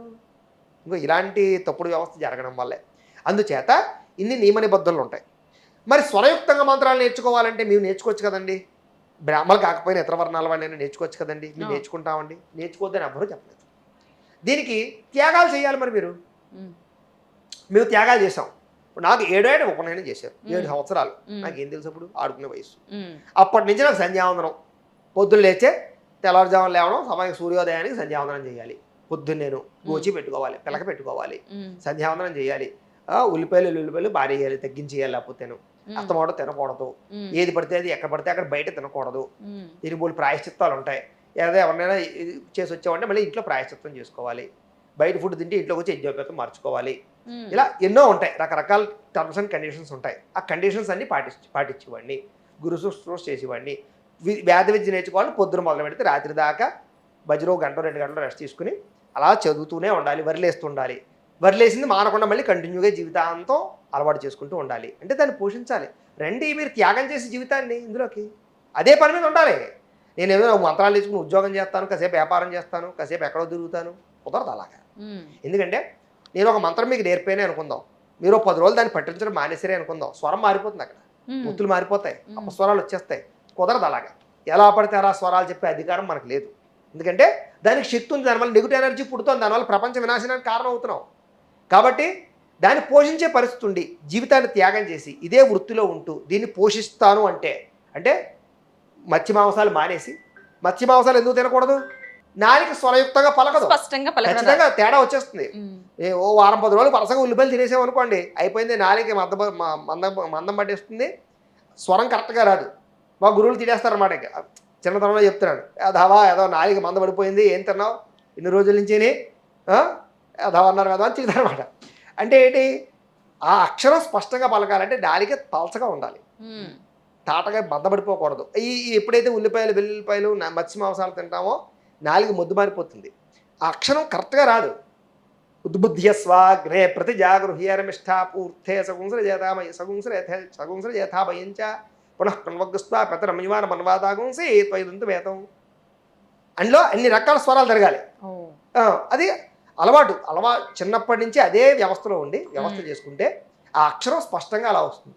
వచ్చేసింది, బాగానే ఉంది, నేర్చేసుకున్నాను, ఇంకా అయిపోయింది కదా. ఇప్పుడు మీరు డిగ్రీ చదువుతారు, మీకు సర్టిఫికేట్ వచ్చేసింది, సర్టిఫికేట్ వచ్చేసిన తర్వాత మీరు మళ్ళీ పాత పుస్తకాలు చదువుకుంటారా? కానీ మేము చదువుకున్న విద్య నేర్చుకున్నప్పుడు ఎలా గుర్తుందో, ఏ అక్షరం గుర్తుందో, ఏ స్వరం గుర్తుందో, ఏ ఒత్తు గుర్తుందో, మేము చనిపోయే రోజు కూడా అది గుర్తుండాలి. ఉండాలంటే డైలీ దాన్ని వదిలేసుకోవడము, డైలీ దాన్ని చేసుకోవాలి. సో పొద్దు నుంచి రాత్రి దాకా నేను 4 గంటలు అదే పనిలో ఉండకపోయినా రోజుకో 1-2 గంటల సాధన చేసుకోవాలి. సాధన చేయాలంటే మత్స్య మాంసాలు మానేయాలి, ఆహార నియమాలు పాటించాలి, జీవన విధానంలో మార్పు తీసుకురావాలి, సమయానికి సంధ్యావందనం చేయాలి. ఇవన్నీ కొంచెం కట్టుబాట్లు, నియమాలు, నిష్టలు కొంచెం సాంప్రదాయబద్ధంగా ఉండాలి. ఇవన్నీ ఆచరించి ఓపుకుండి చేసుకోగలిగితే ఎవరన్నా వేదం నేర్చుకోవచ్చు. రండి. అర్థమైందా మీకు? గురువుగారు, అదే మీరు అన్న దగ్గరికి వస్తున్నా, ఒకరి జాతకంలో వాళ్ళు ఎలాంటి వాళ్ళు అనేది క్యారెక్టర్ తెలుస్తుంది చూసే వాళ్ళకి. అంటే వాళ్ళకి చెప్పడానికి కొన్ని అంశాలు చెప్పినా మొత్తం పూర్తిగా ఎవరు ఆయుష్తో పాటు ఎవరు చెప్పరు, కొంతవరకే చెప్తారు. బట్ వాళ్ళ క్యారెక్టర్ ఏంటి, వాళ్ళ భవిష్యత్తులో ఏమవుతారు, అంటే మంచిగా ఎదుగుతారా, మీరు అన్నట్టు టెర్రరిజం వైపు వెళ్తారా అని కూడా క్లారిటీ ఉంటుంది కదా. ఆ జాతకాన్ని బట్టి వాళ్ళకి నేర్పించవచ్చు కదా. అంటే వాళ్ళు మంచితనం అనేది అందులో కనిపిస్తుంది. వాళ్ళు ఒక 10 మందికి సాయం చేసే మనస్తత్వం కావచ్చు, 10 మందికి ఇప్పుడు విద్య నేర్చుకున్న వాళ్ళు 10 మందికి నేర్పించకపోయినా పాపం అని అంటున్నారు కాబట్టి ఆ రకంగా కూడా అనుకోవచ్చు. సో అలాంటి వాళ్ళు నేర్చుకోవచ్చు కదా, 10 మందికి ఉపయోగపడతారు కదా వాళ్ళైనా సరే. మంచి లాజిక్ ఉంది ఇందులో మీరు చెప్పిన దాంట్లో.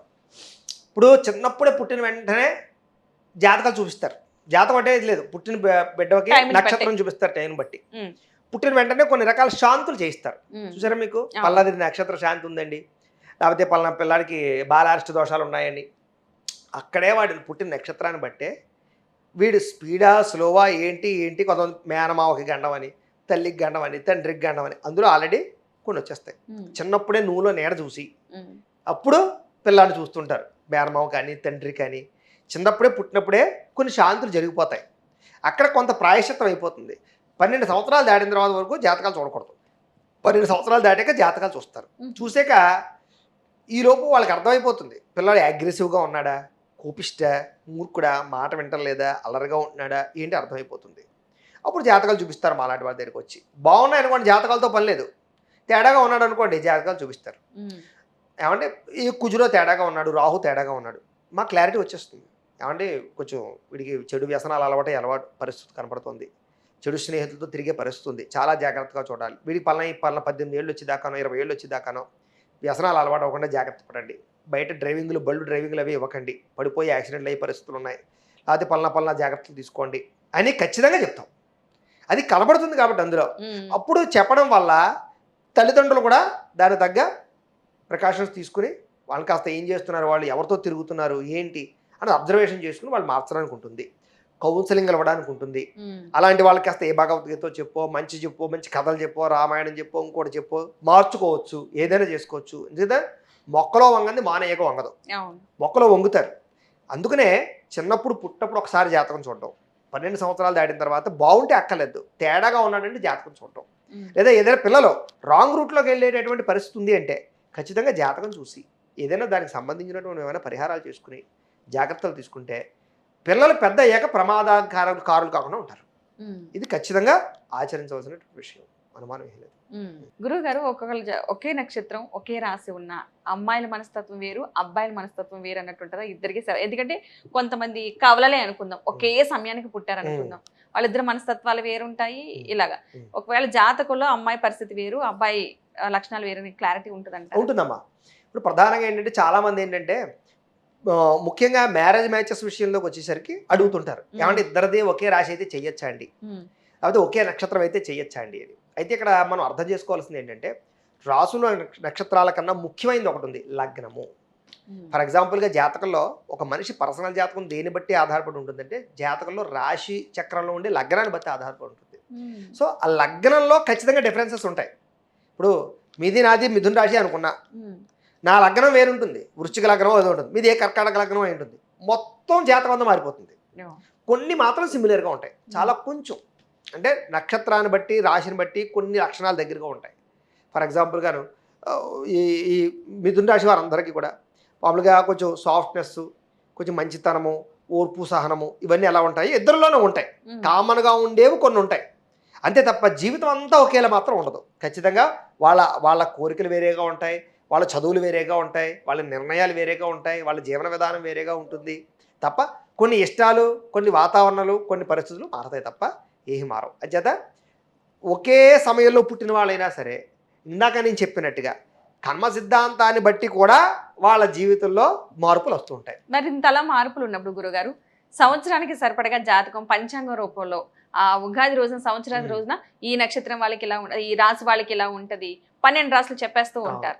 అది ఎంతమందికి సహకరిస్తుంది, ఎంతమంది ప్రతి ఒక్కరు ఏంటంటే ఓకే మిథున రాశి అయితే మీకు రాశి, లేదంటే అది కన్యా రాశి అంటే కన్యా రాశి, అందరికి ఒకేలా ఉంటుంది. కానీ రిజల్ట్ చూస్తే, ఒరిజినాలిటీ చూస్తే అక్కడ కొంతమందికి మాత్రమే వాళ్ళు అనుకున్నట్టు ఉండొచ్చు, కొంతమందికి ఉండదు. కానీ నక్షత్రం అదే, రాశి అదే. మరి ఏంటి ప్రాబ్లం ఎక్కడ ఉందంటే అదే చెప్తున్నాను. ఇక్కడ నేను కూడా ప్రతి వీడియోలోనూ నేను చెప్పే జ్యోతిష పండితుల్లో వీడియోల్లో చివర ఒక ముక్క చెప్తాను, ఇవి గోచార ఫలితాలు, అంటే ఈ రాశిలో ఉండే కోటాను కోట్ల మంది అందరికీ వర్తిస్తాయి కాబట్టి ఆ రకంగా వినండి. ఒకవేళ మీ పర్సనల్ జాతకం అంటే మీకు ఒక్కరికి ఎలా ఉందో తెలుసుకోవాలి అంటే కనుక దానికి మీ date of birth, time, place of birth, మీ పేరు మాకు వాట్సాప్ పెట్టండి, లేదా ఫోన్ చేయండి. అప్పుడు మీ పర్సనల్ లగ్నం వస్తుంది, లగ్నాన్ని బట్టి మీ యాజ్ ఇట్ ఈస్ జాతకం వస్తుంది. ఫర్ ఎగ్జాంపుల్గాను ఈ నెలలో ఈ మాసంలో పలానా కర్కాటక రాశి వారికి వివాహం అయ్యేటటువంటి యోగ్యత ఉంది అని చెప్తాను. ఆల్రెడీ మీకు వివాహం అయిపోయింది అనుకుందాం, ఇప్పుడు మీకు వివాహం అవుతుంది మళ్ళీ ఇప్పుడు ఏంటి కొత్తగా, లేకపోతే మళ్ళీ కర్కాటక రాశి వారికి ఉద్యోగం వస్తుంది అంటారు, మీరు ఆల్రెడీ ఉద్యోగం చేస్తున్నారు, మళ్ళీ కొత్తగా ఎక్కడి నుంచి వస్తుంది ఉద్యోగం. సో ఎవరైతే ఆ రాశిలో ఉన్న వాళ్ళకి పెళ్ళి అవ్వలేదో వాళ్ళకి అది పనిచేస్తుంది, ఆ పాయింట్ వాళ్ళది. ఎవరైతే ఆ రాశిలో ఉన్న వాళ్ళు ఉద్యోగ ప్రయత్నాలు చేస్తున్నారో వాళ్ళకి ఆ పాయింట్. సో అది ఏంటంటే సిమిలర్గా వర్తిస్తుంది, అది అంటే అందరికీ సంబంధించినటువంటివి ఫలితాలు అవి. అందులో మీకు కావాల్సిన పాయింట్ మీరు తీసుకుంటారు, మీకు ఆ లోటు ఉంటే అది పని అవుతుంది. ఈ నెలలో గృహయోగం ఉంది, కొత్తగా ఇల్లు కట్టే అవకాశం కానీ కొత్తగా ఇల్లు కొనే అవకాశం కానీ ఉంది మిథున రాశి వారికి అని చెప్తాం. ఆల్రెడీ ఇంట్లో ఉన్న వాళ్ళకి మళ్ళీ కొత్తగా ఇంట్లో వెళ్ళిపోతారు, కొత్తగా ఇల్లు కడతారని కాదు, ఎవరైతే ఇంటి కోసం ప్రయత్నం చేస్తున్నారో వాళ్ళకి ఆ సమయంలో వస్తుంది అని. సో గోచార ఫలితాలు అవన్నీ అందులో మేము చెప్పేటప్పుడు కూడా ఇవి అందరికీ సంబంధించినవి. ఇందులో మీకు అవసరమైన కొన్ని పాయింట్లు ఉంటాయి, అది మీరు అర్థం చేసుకోండి. మీరు ఏ ప్రయత్నం చేస్తున్నారో దానికి సంబంధించిన ప్రయత్నం ఇందులో ఉంటే మీకు వస్తుంది. విదేశాలు వెళ్ళే వారికి వీసాలు రిజెక్ట్ అయ్యే అవకాశం ఉంది, లేకపోతే విదేశీ ఆరోగ్యతలో ఇబ్బందులు ఉన్నాయి అని చెప్తాం. మనం ఇప్పుడు విదేశాలు వెళ్ళే పనులు లేవు, మరలా రిజెక్ట్ అవుతుంది అంటే ఎవడైనా వెళితే వెళ్ళాలని ప్రయత్నం చేస్తే. సో ఆ పాయింట్ వాళ్ళకి, అంటే అన్ని పాయింట్లు మీ ఒక్కరివి కావు, అవి కోట్ల మంది ఉన్నారు వాళ్ళకి సంబంధించిన అన్ని పాయింట్లు, అందులో మీకు కావాల్సింది మీరు తీసుకోండి. మిమ్మల్ని మీ పర్సనల్ మీకు ఒక్కరికి ఏంటి లగ్నం, అది డేట్ ఆఫ్ బర్త్ టైంను బట్టి వస్తుంది. అప్పుడు చెప్పేది మిథున రాశి వారికి సంబంధం లేదు, కర్కాటక రాశి వారికి సంబంధం లేదు, మీది ఏ రాశి అయితే ఆ రాశికి వాళ్ళకి ఎవరికి సంబంధం లేదు, మీ లగ్నానికి సంబంధం. అది మీ పర్సనల్ జాతకం, మీకు ఎప్పుడు ఉద్యోగం వస్తుంది, మీకు ఎప్పుడు పెళ్ళి అవుతుంది, మీకు ఎప్పుడు సంతానం కలుగుతారు, మీ మీ వ్యవస్థ, మీ గుణగణాలు, ఆలోచనలు ఇంకా డీప్గా మీకు కరెక్ట్గా వచ్చేటటువంటి జాతకం అనమాట. అందుకు జాతకం చూసి చెప్పాలి అవన్నీ కూడా. ఒక జాతకంలో A to Z ఉంటాయి. వాళ్ళ లైఫ్ ఏంటి, బ్రతకడం దగ్గర నుంచి ఎలాంటి జీవితం ఉంటుంది, ఎలాంటి కష్టాలు ఉంటాయి, అవన్నీ తెలిసినా సరే కొంతమంది జాతక పరిశీలన చేయించే వాళ్ళు కొంతమంది ఉంటారు, దానికి పరిహారాలు చేయించుకునే వాళ్ళు ఉంటారు. అది పక్కన పెడితే కొంతమందికి ఏమీ చూపించుకోరు, బట్ లైఫ్ బాగానే లివ్ చేస్తూ ఉంటారు. మాకు అలాంటి ప్రాబ్లమ్స్ లేవు, నేను ఎప్పుడు జాతక పరిశీలన చేయించుకోలేదు, నా కష్టాన్ని నమ్ముకున్నా నేను. కొంతమంది జాతకం నమ్ముకునే వాళ్ళు కొంతమంది. కష్టం జాతకం రెండిట్లో ఏది బెస్ట్? ఒక్క విషయం చెప్తాను మీకు. మీరు ఇప్పుడు సరదాగా హాస్పిటల్కి వెళ్తారా? ఎందుకు? అవసరం, ఎలాంటి హెల్త్ ఇష్యూ లేదు అంతే. జాతకం ఎందుకు మరి? ఇప్పుడు ఎలాగైతే మీకు బాగా అనారోగ్యం, ఇప్పుడు తలకాయ నొప్పి వచ్చింది, హాస్పిటల్కి వెళ్తారా? మామూలుగా తలకాయ నొప్పి వచ్చింది, చిన్న తలనొప్పి అయితే పెద్దగా టాబ్లెట్ వేసేసుకుంటారు. అంచేత తలకాయ నొప్పికి టాబ్లెట్ ఏంటో మీకు తెలుసు. అంచేత ఎలాగైతే మనకి పెద్ద సమస్య వచ్చి ఇబ్బంది పడిపోతూ నలిగిపోతున్నామో, తలకాయ నొప్పి వచ్చింది, మాత్ర వేసుకున్నాం తగ్గింది. జ్వరం వచ్చింది, మాత్ర వేసుకున్నాం, పారాసెటమాల్ తగ్గింది, వెళ్ళాం. జ్వరం వచ్చింది, 2 రోజులు పారాసెటమాల్ వేసాం, 3 రోజులు పారాసెటమాల్ వేసాం, యాంటీబయాటిక్లు వేసాం, తగ్గడం లేదు. ఇప్పుడు ఏం చేస్తాం? హాస్పిటల్కి వెళ్తాం. వెళ్ళేదాకా డాక్టర్ ఏం చేస్తారు? ఖచ్చితంగా బ్లడ్ టెస్ట్లు చేస్తారు. అది మలేరియాయో డెంగ్యూ ఇంకోటి తెలుసుకోవాలి, దాన్ని వైద్యం చేస్తారు. అలాగే ఉత్తినే మీరు హాస్పిటల్కి వెళ్ళరు కదా, తలకాయ నొప్పి వచ్చిన వెంటనే వెళ్ళిపోరు కదా, జ్వరం వచ్చిన వెంటనే వెళ్ళిపోరు కదా. సమస్య తీవ్రం అయ్యాక అది ఏంటో తెలుసుకోవడానికి హాస్పిటల్కి వెళ్ళి తెలుసుకుని దాన్ని వైద్యం చేయించుకుంటారు. ఈ జ్యోతిష్యంలో కూడా అంతే. ఎప్పుడు రావాలి మీరు జ్యోతిష పండితుడి దగ్గరికి? సమస్య వచ్చినప్పుడు. ఊరికే జ్యోతిష్యం తెలుసుకోమని ఎవ్వడూ చెప్పలేదు, మేము కూడా చెప్పాం. ఏంటి బాబు ఎందుకు వచ్చావు? అన్నీ బాగానే ఉన్నాయి గురుగారు, అసలు తెలుసుకుందామని వచ్చాను. ఏ అక్కలదయ్యా, హాయిగా అమ్మవారి దర్శనం చేసుకో, వెళ్ళిపో. సమస్య లేని కూడా జ్యోతిష్యం చెప్పి పర్లేదు. ఏం చేత? ఎప్పుడో 5 ఏళ్ల తర్వాత నీకేదో ప్రమాదం జరుగుతుందని నేను చెప్తాను, లేకపోతే నీకున్న ఆస్తి పోతుందని చెప్తాను, అయితే మీ పిల్లలు ఎవరో నేను ఏదో వదిలేసి ఎక్కడికో పోతానని ఏదో చెప్తాను. 5 ఏళ్ల తర్వాత ఎప్పుడో జరిగేదానికి ఎప్పటి నుంచి అది బెంగేడేసుకుంటాడు. 5 ఏళ్ళ తర్వాత జరిగేది ఇంకో 2 ఏళ్ళ ముందర జరిగిపోతుంది అది. కానీ ఊరికే జాతకం చెప్పించుకుని వాడు ఏం చేశాడు? ఉన్న మనశ్శాంతిని పోగొట్టుకున్నాడు. అవునా కదా? చేత ఊరికే జ్యోతిష్యాలు చెప్పించుకోవడం కూడా ప్రమాదమే. అయినా ఆయన విటమిన్ మినరల్స్ వాటర్ మాత్రం రాసి ఇచ్చేస్తారు, ఇవి వేసుకొని 2 రోజులకు ఒకసారి 3 రోజులకు ఒకసారి అండి. నేను చేత వచ్చిన తర్వాత ఏదో చెప్పాలి, లేకపోతే డాక్టర్ గారు ఎందుకు అవుతారు? అని చేత కనీసం ఏ డి విటమిన్ ట్యాబ్లెట్లో, అదే విటమిన్ ట్యాబ్లెట్లో, కాల్షియం ట్యాబ్లెట్లో ఏవో రాసి వేసుకొని అన్న తగ్గ బాగానే ఉంటుంది, కొంచెం నీరసంగా ఉంటుందని అంతా బాగానే ఉంది అంటాడు, ఏదో మాత్రం రాసిస్తా. అలాగే జ్యోతిష్యం ఊరికే చెప్పించుకోక్కర్లేదు, చెప్పించుకోకూడదని చెప్తున్నాను నేను. సమస్య ఉండాలి. సమస్య వచ్చి ఇబ్బంది పడిపోతూ మీరు ట్రై చేస్తున్నా సరే నలిగిపోతూ ఉంటే అప్పుడు మీరు జ్యోతిష్యం చెప్పించుకుంటే అప్పుడు మేమేం చేస్తాం?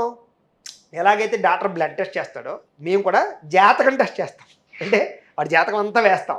ఓహో పలానా తేడా ఉంది, పలానా గ్రహం తేడా ఉంది, ఇగో ఈ గ్రహాలకి జపం చేయాలి, ఈ దేవత హోమం చేయాలి, ఇది చేయాలి, ఇది లేకపోతే ఈ వారం చేసుకో, ఈ దానం ఇది చెప్తాం. ఆ తర్వాత వాడికి అది కంట్రోల్ అవుతుంది, వాడి ఆ సమస్య నుంచి బయటపడతారు. వ్యవస్థ. ఇంత జాతకాలు చూసి అంత ఘనంగా వేద పండితుల మధ్య జరిగే వివాహాలు ఎందుకు విచ్ఛిన్నం అవుతున్నాయి అసలు ఈ రోజుల్లో? అద్భుతం. అయితే ఇక్కడ 2 రకాల పాయింట్లు ఉన్నాయి. ఇది రోజు మాకు వచ్చే పెద్ద సమస్య. ఇది అర్థమైందా మీకు? ఒక సమస్య ప్లస్ ప్రస్తుత కాలంలో సమాధానం చెప్పలేని పరిస్థితి. ఇది అందరూ అడుగుతారు. అయితే 2 కారణాలు ఉన్నాయి దీనికి. ఒకటి ఏమిటంటే జాతకాలు కరెక్ట్గా ఇస్తున్నారా లేదా అని ఫస్ట్ పాయింట్ గుర్తుపెట్టుకోండి. ఇక్కడ ఏమవుతుందో తెలుసా మీకు? ఇదివరకుట్లా లేదు రోజులు, అందరూ తెలివిన వాళ్ళు అయిపోయారు. జాతకాలు చూస్తున్నారు ఫస్ట్. మాలాంటి వాళ్ళు దగ్గరికి వచ్చి, ఒరే కుజదోషం ఉంది, ఎవరికైనా జాతకం ఇస్తే కుజదోషం అంటారు, పలా దోషం అంటారు, ఏదో కలత్ర దోషం అంటారు, అది చేత కొంచెం లేట్ అవుతుంది, పెళ్ళి అవుతుంది, అదే పెళ్ళిళ్ళ పేరు 5 వరకు వెళ్తున్నారు. ఏమండి ఆశ్లేష నక్షత్రం అండి, మూలా నక్షత్రం అండి, ఆ నక్షత్రం అండి, అంత గమ్ముని రారండి ఎదరికి అని చెప్తాడు. ఏ పెళ్ళిళ్ళు వేరయ్యో మాలాంటి వాళ్ళ దగ్గరికి వస్తారు. ఏమన్నా గురుగారు ఆశ్లేష నక్షత్రం అండి, మూలా నక్షత్రం, ఆ నక్షత్రం అంటున్నారు, గమ్మున అవ్వమంటున్నారు, ఓ పని చేయకూడదు, కొంచెం డేట్ ఆఫ్ బర్త్ మార్చకూడదా? డేట్ ఆఫ్ బర్త్ మార్చి కొంతమందికి ఏజ్ ఎక్కువైపోతుంది, పెళ్ళిళ్ళు అవ్వడం లేదు, ఒక 2 ఏళ్ళు కొంచెం తగ్గించి జాతకంలో ఇదేలా ఈ నక్షత్రం వచ్చేలా రాసి ఇచ్చేయండి, రాసి ఇచ్చేస్తున్నారు. అలాగా జాతకాలు చూపించుకుని పెళ్లి ముహూర్తాలు పెట్టించుకున్న వాళ్ళు ఈ రోజుల్లో ఎంతమంది ఉన్నారు తెలుసా మీకు? అంటే ఇవన్నీ బయటికి రావడం లేదు, చాలా ప్రమాదకరం. మేము కూడా అందుకని చాలా చాలా జాగ్రత్తగా దీని గురించి వ్యవస్థ చేసి తప్ప ఎదరికి వెళ్ళలేదు. పెళ్లి ముహూర్తాల విషయంలో ఫస్ట్ అడిగేస్తున్నాం మేము, కరెక్టా, జాతకం కరెక్టా, అవునా కాదా అని కొన్ని 4-5 క్వశ్చన్స్ వేసి ఇది పల్లా కదా ఓ టాలీ వేసుకుని ఓహో ఈ జాతకం వీడిదే అని అంచనా వేసుకుని చెప్తున్నాం. అంటే అలా తయారైంది ఒకటి. ఇందులో ఒక పెద్ద సమస్య ఉంది, ఇంకో కారణం ఉంది. ఎప్పుడు ఈ వ్యవస్థ తేడా వచ్చింది? అదే ఒక జ్యోతిష్యం జాతకం చూపించిన తర్వాత కొంచెం యాక్యురేట్గా జాతకం చెప్పలేకపోవడానికి, లేదా వీళ్ళు చెప్పింది జరగకపోవడానికి, లేదా అలాంటి జాతకులు ఇద్దరికి పెళ్ళిళ్ళు చేసుకుంటే విడిపోవడానికి కారణం ఏంటంటే కనుక, ప్రధానంగా జాతకంలో ఉండే రెండో సమస్య ఏమిటంటే కనుక, ఇప్పుడు పూర్వకాలానికి ఇప్పుడు తేడా ఏంటి వచ్చిందంటే కనుక, అసలు జాతకం అంటే ఏంటి, ఎగ్జాక్ట్గా మనిషి పుట్టినటువంటి లగ్న బలం అంటే నేచురల్గా జరగవలసిన ప్రాసెస్ ఏంటి అంటే కనుక, ఇందాక చెప్పినట్టుగా కర్మ సిద్ధాంతం జాతకం అంటే పూర్వజంలో చేసిన కర్మను బట్టి పలానా టైంలో పలానావాడు పుడితే ఆ గ్రహపరమైనటువంటి గ్రహస్తులు ఆపాదించబడతాయి, వాడి జీవితం ఆ రకంగా నడుస్తుంది. సో నేచురల్గా డెలివరీ జరగాలి ఇక్కడ. నేచురల్గా డెలివరీ జరిగితే భగవంతుడు నిర్ణయించినటువంటి సమయంలో వాడు బయటకు వస్తే అప్పుడు వాడి ఒరిజినల్గా వాడి జాతకం యాక్యురేట్గా పనిచేస్తుంది. అంటే వాడి పూర్వజన్మ కర్మ ఏముందో ఆ గ్రహాలు అక్కడక్కడ పడతాయి ఆ లగ్నాన్ని బట్టి. సో యాక్యురేట్గా కరెక్ట్గా వాడి జీవితం అంతా కూడా నడుస్తుంది. మనం ఏం చేస్తున్నాం ఇప్పుడు, భగవంతుడు నిర్ణయించినటువంటి సమయంలో బయటికి తీసుకురావట్లేదు పిల్లల్ని. వాడు పూర్వజన్మ చేసిన కర్మను బట్టి వచ్చినటువంటి జాతక రీత్యా పిల్లల్ని బయటికి తీసుకురావట్లేదు. మనం ఏం చేస్తున్నాం, పలానా నక్షత్రం మంచిదా, పలానా నక్షత్రానికి శాంతి లేదా, పలానా నక్షత్రంలో పుడితే ఐశ్వర్యం పడుతుందా, ఇంకొకట కుజదోషాలు లేకుండా అదే దోషం లేకుండా పిల్లలకి డెలివరీలు ముహూర్తాలు పెట్టడం మొదలయ్యింది. ఎప్పుడైతే డెలివరీలకు ముహూర్తాలు మొదలయ్యిందో అక్కడ వాడు పుట్టినటువంటి సమయం తేడా వచ్చేస్తుంది. ఎప్పుడు వాడి నక్షత్రం మారిపోతుంది, వాడి జాతకం మారిపోతుంది. వాడి ఒరిజినల్ జాతకం కాదు అది, వాడు నిర్ణయించుకున్న జాతకం ఏంటి. ఇప్పుడు రెండింటికి ముహూర్తాలు లేవు, పుట్టడానికి చావడానికి. పుట్టడానికి చావడానికి ఏ పంచాంగంలో ముహూర్తం రాయలేదు, అసలు ఎందులోనూ ముహూర్తం లేదు దానికి. దాని ముహూర్తం ఏంటి అంచేత చావడానికి అయితే ఎలాగో ముహూర్తం పెట్టలేము అనుకోండి, ఏమో దానికి కూడా భవిష్యత్తులో పొలం టైంలో చచ్చిపోతే మంచిదేమో అని రావచ్చు, ఏమైనా జరగచ్చేమో ప్రస్తుతానికి తెలియదు కదా. అంచేత చెప్పలేము భవిష్యత్తులో ఏముంటుందో. కానీ పుట్టడానికి ముహూర్తం వచ్చేసింది ఆపరేషన్ రావడం వల్ల. ఎప్పుడైతే ఆపరేషన్ పరమైన పరిస్థితి వచ్చిందో, ఆ వ్యవస్థ వచ్చిందో, అక్కడ నుంచి జాతకాలు మారిపోవడం మొదలయ్యాయి. యాక్యురేట్గా వాడి నక్షత్రం అసలు నక్షత్రం వాడిది వేరైతే వాడు కావాలి ముందో వెనకో చేయించుకోవడం వల్ల వాడి నక్షత్రాలు మారిపోతున్నాయి. దానిని బేస్ చేసుకుని మేము జాతకాలు చెప్తుంటే మీకు ఫలితాలు దగ్గరగా రావట్లేదు. దాన్ని బేస్ చేసుకుని ముహూర్తాలు పెట్టినా, సంబంధాలు చూసినా, రిలేషన్స్ పెట్టుకున్నా, ఏం చేసినా మరి తేడా వచ్చినట్టే కదా. ఆ కారణాలన్నీ జనాలకు అర్థం అవడం లేదు. అబ్బా అన్నీ చూసి చేసామండి అయినా విడిపోయారండి అంటే ఇంటర్నల్గా ఇన్ని కారణాలు ఉన్నాయి దానికి. ఒకటి, వాడు ఇచ్చిన జాతకం కరెక్టా కదా, ముందు వెనక వేసేసాడా పెళ్ళి అవ్వడం కోసం, వయసులు తగ్గించేసాడా. రెండు, వాడికి ఆపరేషన్ జరిగిందా, ఆపరేషన్ జరగలో ఇంకొక లాజిక్ ఉంది మళ్ళీ. నిజంగా ఆ అమ్మాయి నొప్పులు వచ్చి డెలివరీ అయ్యే పరిస్థితి వచ్చి ఇబ్బంది పడిపోతూ బెడ్ అడ్డం తిరిగో మెడలో వేసుకునో, ఇంకా ఆ టైంలో డెలివరీ టైంలో ఆపరేషన్ చేయడం వేరు. సహజ సిద్ధంగా అమ్మాయి నొప్పులు వచ్చాయి కానీ డెలివరీకి ఇబ్బంది పడుతుంది అంతే. అప్పుడు ఆపరేషన్ చేయడంలో తప్పు లేదు, చేత అది ఎగ్జాక్ట్గా టైం అయిపోయింది, ఆ టైంలో డెలివరీ అవ్వాలి, అప్పుడు దోషం లేదు, అది యాక్యురేట్గా వస్తుంది. అది మనకు కావాలని అమ్మాయికి నొప్పులు రాకుండా నొప్పులు వచ్చి ఇంజక్షన్ చేయించి, లేకపోతే మనకు కావాల్సిన ముహూర్తం పెట్టుకుని పురమాయించుకుని చేసుకునే ముహూర్తాలు వచ్చారా అదంతా కల్తీ. అక్కడే జాతకాలు మారిపోతాయి. అక్కడి నుంచి వాడికి యాక్యురేట్గా ఈజీగా రాదు. అర్థమైందా మీకు? ఈ కారణాల చేత కుదరటం లేదే తప్ప ఒరిజినల్ జాతకాలు ఉండి అన్ని కరెక్ట్గా ఉంటే, సహజంగా డెలివరీ అయ్యి ఉండి ఒరిజినల్ జాతకం అయితే కనుక అలా చేసిన ముహూర్తాలు ఏమి ఫీల్ అవ్వవు. రెండోది, ఇందాక చెప్పినట్టుగా కూడా జాతకంలో ఉండే దోషాలు కూడా ఆధారపడి ఉంటాయి. అందుకనే పెళ్లికి ముందర కళత్ర దోషాలు ఉన్నాయా, పితృశాపాలు పితృదోషాలు ఉన్నాయా, సర్పదోషాలు ఉన్నాయా, కుజదోషాలు ఉన్నాయా, కాలసర్ప దోషాలు ఉన్నాయా, ఇవన్నీ చూస్తారు. మ్యాచ్ చూసినప్పుడే ఇప్పుడు మాలాడి వాళ్ళ దగ్గరికి వచ్చి, గురుగారు ఇలా పలానా ఇద్దరికి కూడా మ్యాచ్ అవుతుందా లేదా, పెళ్లికి సంబంధం కుదురుతుందా లేదా, సంబంధాలు చూడండి ఇచ్చినప్పుడే ఇద్దరికీ కుదురుతున్నాయా లేదా అని చూడడంతో పాటుగా ముందుగానే వీళ్ళకి ఏమైనా దోషాలు ఉన్నాయా, పెళ్లికి ముందర చేసుకోవాల్సిన పరిహారాలు ఏమైనా ఉన్నాయా, వాళ్ళ పరిహారాలు ఉన్నాయి చేసుకుని చేయండి అమ్మా, అప్పుడు ఇద్దరు విడిపోరు, గొడవలు పడరు, సంతానాలు లేకుండా ఉండవు, అన్నీ బాగుంటాయి, చిన్న చిన్న దోషాలు ఉన్నాయి అని చెప్తుంటాం. అలాగే చూడకుండా అలా చేయకుండా ఉత్తి ఇద్దరికి కుదురుందా లేదా, ఏదో గణాలు వచ్చాయా, పాయింట్లు వచ్చాయా, లేకపోతే షష్టాష్టకాలు అయ్యా లేదా, ద్విద్వాదశ రాశులు అయ్యా లేదా, ఇవన్నీ చూసేసి పెళ్ళిళ్ళు చేసేసాం అనుకోండి, నాడీ కలిసిందా లేదా అని చేసేసాం అనుకోండి, అక్కడతోటే చూస్తున్నారు తప్ప అలా చూసినటువంటి ఫీల్ అవుతున్నాయి తప్ప ఫుల్గా పరిపూర్తిగా చూసి పరిపూర్తిగా ఉన్నవి ఏవి ఫీల్ అవ్వం, అంత ఈజీ కాదు. రెండో విషయం ఇంకోటి కూడా ఉంది, జనాల్లో మార్పు. ఇప్పుడు అసలు విడాకులు అనే కాన్సెప్ట్ భారతదేశంలో ఉందా? ఫస్ట్ లేదు. మనం 25 ఏళ్ల క్రితం విడాకులు తీసుకోవడం అంటే అరుదు, విడాకులు తీసుకోవడం చాలా అరుదు, విన్నా మనం ఆశ్చర్యపోయే వాళ్ళం. ఎవరో ఒక్క పర్సన్ అంతే, ఊరుకో పర్సన్ లాగా లేదు. ఒకవేళ ఏ ఊర్లోనే విడాకులు తీసుకున్నా అంటే విచిత్రంగా చెప్పుకునేవారు అంతే. జాతకాలు కూడా చూసేవాళ్ళు కాదు పూర్వం. పెళ్ళిళ్ళకి జాతకాలు చూడడం అనేది కూడా చాలా తక్కువ. ఇప్పుడు ఏదో బాగా నాలెడ్జ్ పర్సన్స్ తప్ప ఓ మోస్తరు మామూలుగా ఉండేవాళ్ళు అందరూ కూడా ఇళ్ళ రకాలు చేసేసుకుని, లేకపోతే మేన్ రకాలు చేసేసుకుని, రకరకాలుగా వాళ్ళలో వాళ్ళు అనేసుకుని కలిపేసుకుని తప్ప జాతకాలు కూడా చేసుకోలేదు, మరి వాళ్ళు విడిపోలేదే. అదే కదా. నిజంగా చెప్పాలి, వాళ్ళ జాతకాలు షష్టాష్టకాలు వచ్చిన జాతకాలు ఎంతోమంది కాపురాలు చేశారు. ఉమ్. షష్టాష్టకాలు వస్తే అసలు కాపురం చేసి విడిపోతారు. ఉమ్. మరి అలాంటి వాళ్ళు పెళ్ళిళ్ళు చేసుకుని హాయిగా కాపురాలు చేశారు. కారణం ఏంటి? అప్పటి సమాజము, అప్పటి జీవన విధానము, అప్పటి మనుషులు, అప్పటి కట్టుబాట్లు వాళ్ళిద్దరిని విడిపోయడానికి అవకాశం లేకుండా చేసి, విడిపోయే మాట లేనప్పుడు ఎలా విడిపోతారు?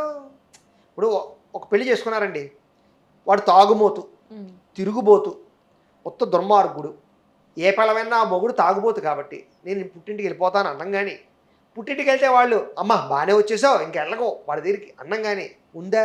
లేదు. అమ్మా తాగుబోతైనా తిరిగిపోతైనా మార్చుకో అమ్మా, భరించమ్మా అని చెప్పి పంపించే వాళ్ళే తప్ప, అవును. వాడు 10 మంది దగ్గరికి వెళ్ళిపోతున్నా సరే వాడికి వచ్చాక మంచినీళ్ళు ఇవ్వడం, వాడికి భోజనం పెట్టడం, వాడిని సాకడం తప్పదు. ఉమ్. ఇంట్లో అత్తగారికి మామగారికి సేవ చేయడం మామూలే. అవును. దేవుడికి దండాలు పెట్టుకోవడం ఒకటే వాళ్ళు, నా మొగుడు మారాలి నా మొగుడు మారాలి తప్ప ఈ కారణం చేత మనం విడిపోవచ్చు అన్న థాటే వాళ్ళ మైండ్లో లేదు. అవును. ఆ అవకాశం లేదు వాళ్ళకి. ఉమ్. మైండ్లో ఉన్నా అయ్యి బాబు ఈయన భరించలేకపోతున్నాం అని అవకాశం ఉన్నా ఇక్కడి నుంచి వెళ్ళడానికి లేదు, అక్కడ వాళ్ళు రమ్మనరు వచ్చినా తీసుకోరు. అవును. కారణం ఏంటి? వాళ్ళకి అప్రతిష్ట. ఉమ్.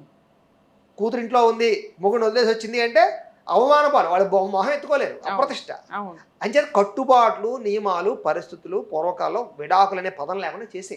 ఇప్పుడు మొదటి పెళ్ళే కాదు, 2, 3, 4 పెళ్ళిళ్ళు కూడా అయిపోతున్నాయి. మరి నేను ఎన్నో మూడో పెళ్లి ముహూర్తాలు పెట్టాను, 3వ పెళ్లి 4వ పెళ్లి జాతకాలు ఎన్నో చూశాను. అంటే వారి జాతకంలో ముందే ఉంటుందంటారా? ఉంటాయి. 2, 3 పెళ్ళిళ్ళు ఉంటాయి. అంటే చనిపోయి వివాహం చేసుకోవడం అనేది అది తప్పదు. అవును. కాకుండా విడిపోవడం, ఇక్కడ డివోర్స్ రావడం కాస్త ఆలస్యం, అంటే పేపర్స్ ఇంటికి వచ్చే లోపుగా ఇక్కడ ముహూర్తం అయిపోతుంది. ఇక్కడ ఏమవుతుందంటే అండి, జాతక బలం ఎక్కువ ప్రభావం చూపించేస్తుంది ఇప్పుడు. ఉమ్.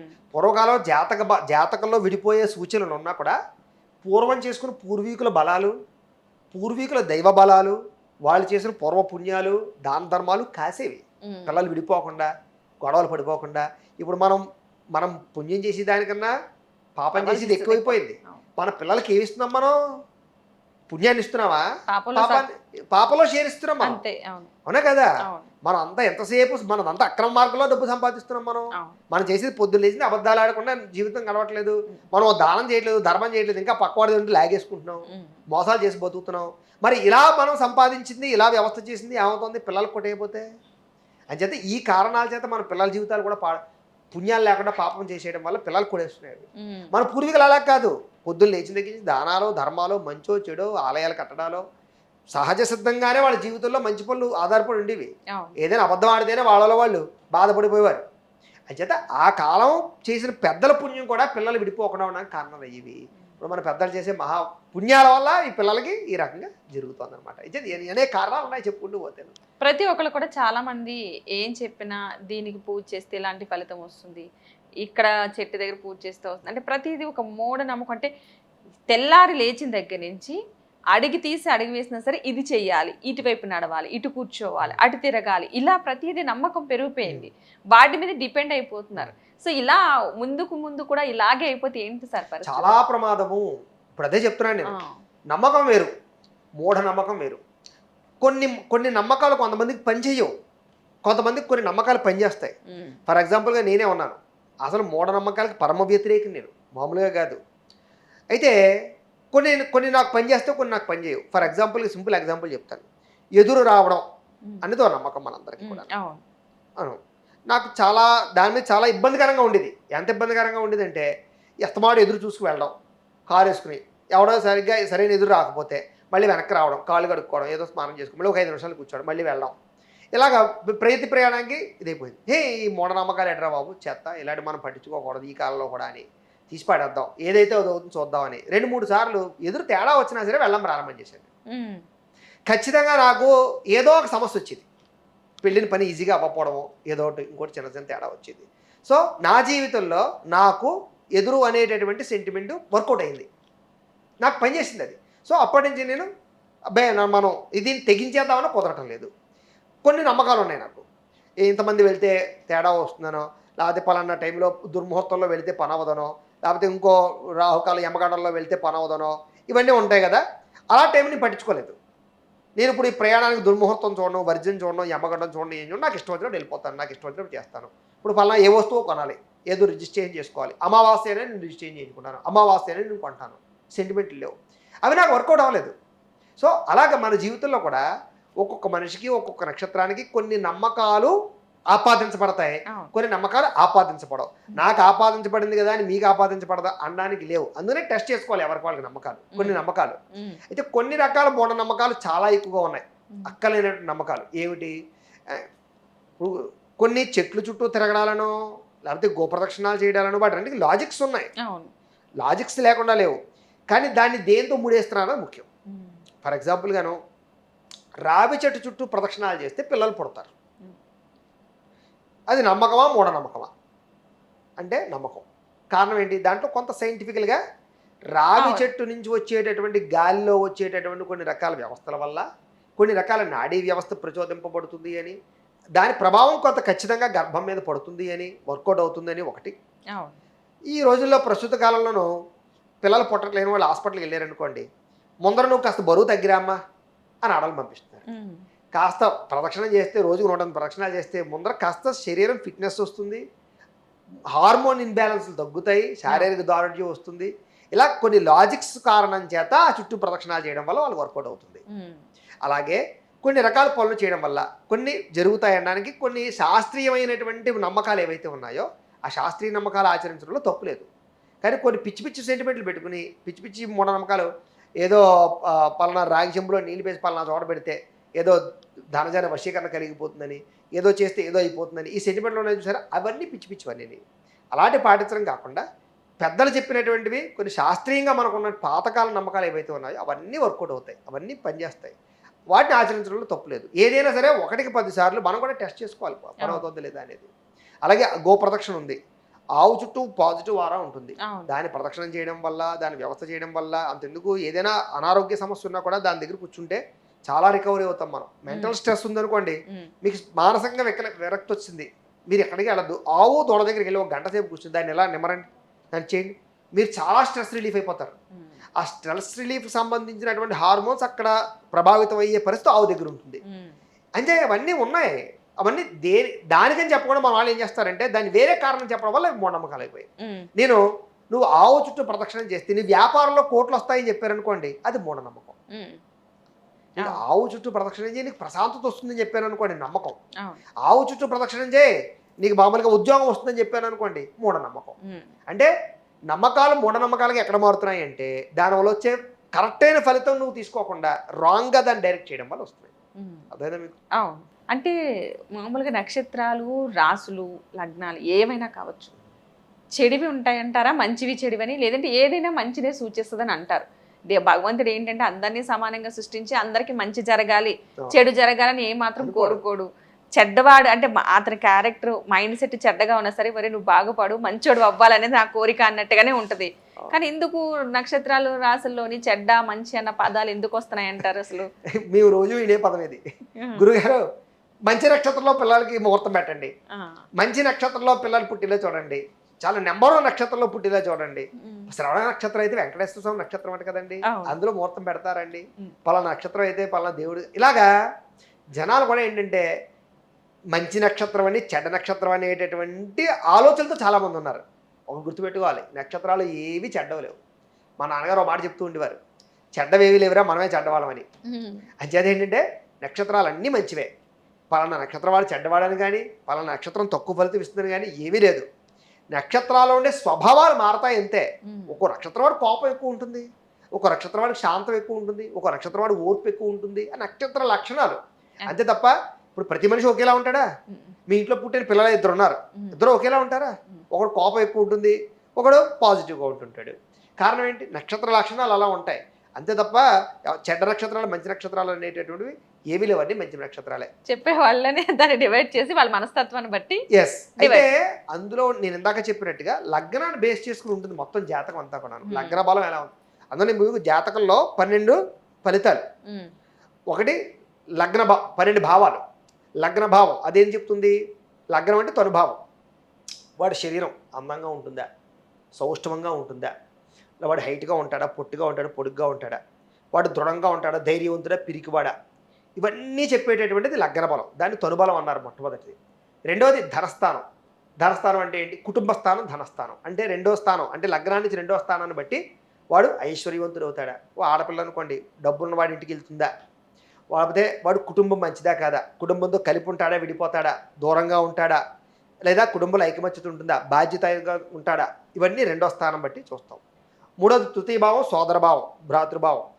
ఫర్ ఎగ్జాంపుల్గాను గురుగారు ఈ ఈ మాకు పాప పుట్టిందండి, తర్వాత బాబు పుడతాడా లేదా అని అడుగుతారు. అప్పుడు ఏం చేస్తాం? ఆ పుట్టిన మొదటి పాప ఏదైతే ఉందో పాప జాతకం తీసుకుని దానికి తృతీయ భావంలో అబ్బాయి పుట్టే యోచన ఉందా లేదా చెప్తూ ఉంటాం. అలాగే వాళ్ళ జాతకంలో కూడా కొన్ని బలాలు ఉన్నాయి లేదా చూస్తూ ఉంటాం. అంటే సోదర భావం అంటారు దాన్ని. అంటే మొట్టమొదటి పుట్టిన సంతానానికి సోదరుడు వస్తాడా, తమ్ముడు వస్తాడా, చెల్లి వస్తుందా, అసలు పుడతారా పుట్టరా చెప్పడానికి కారణం తృతీయ స్థానం అనమాట.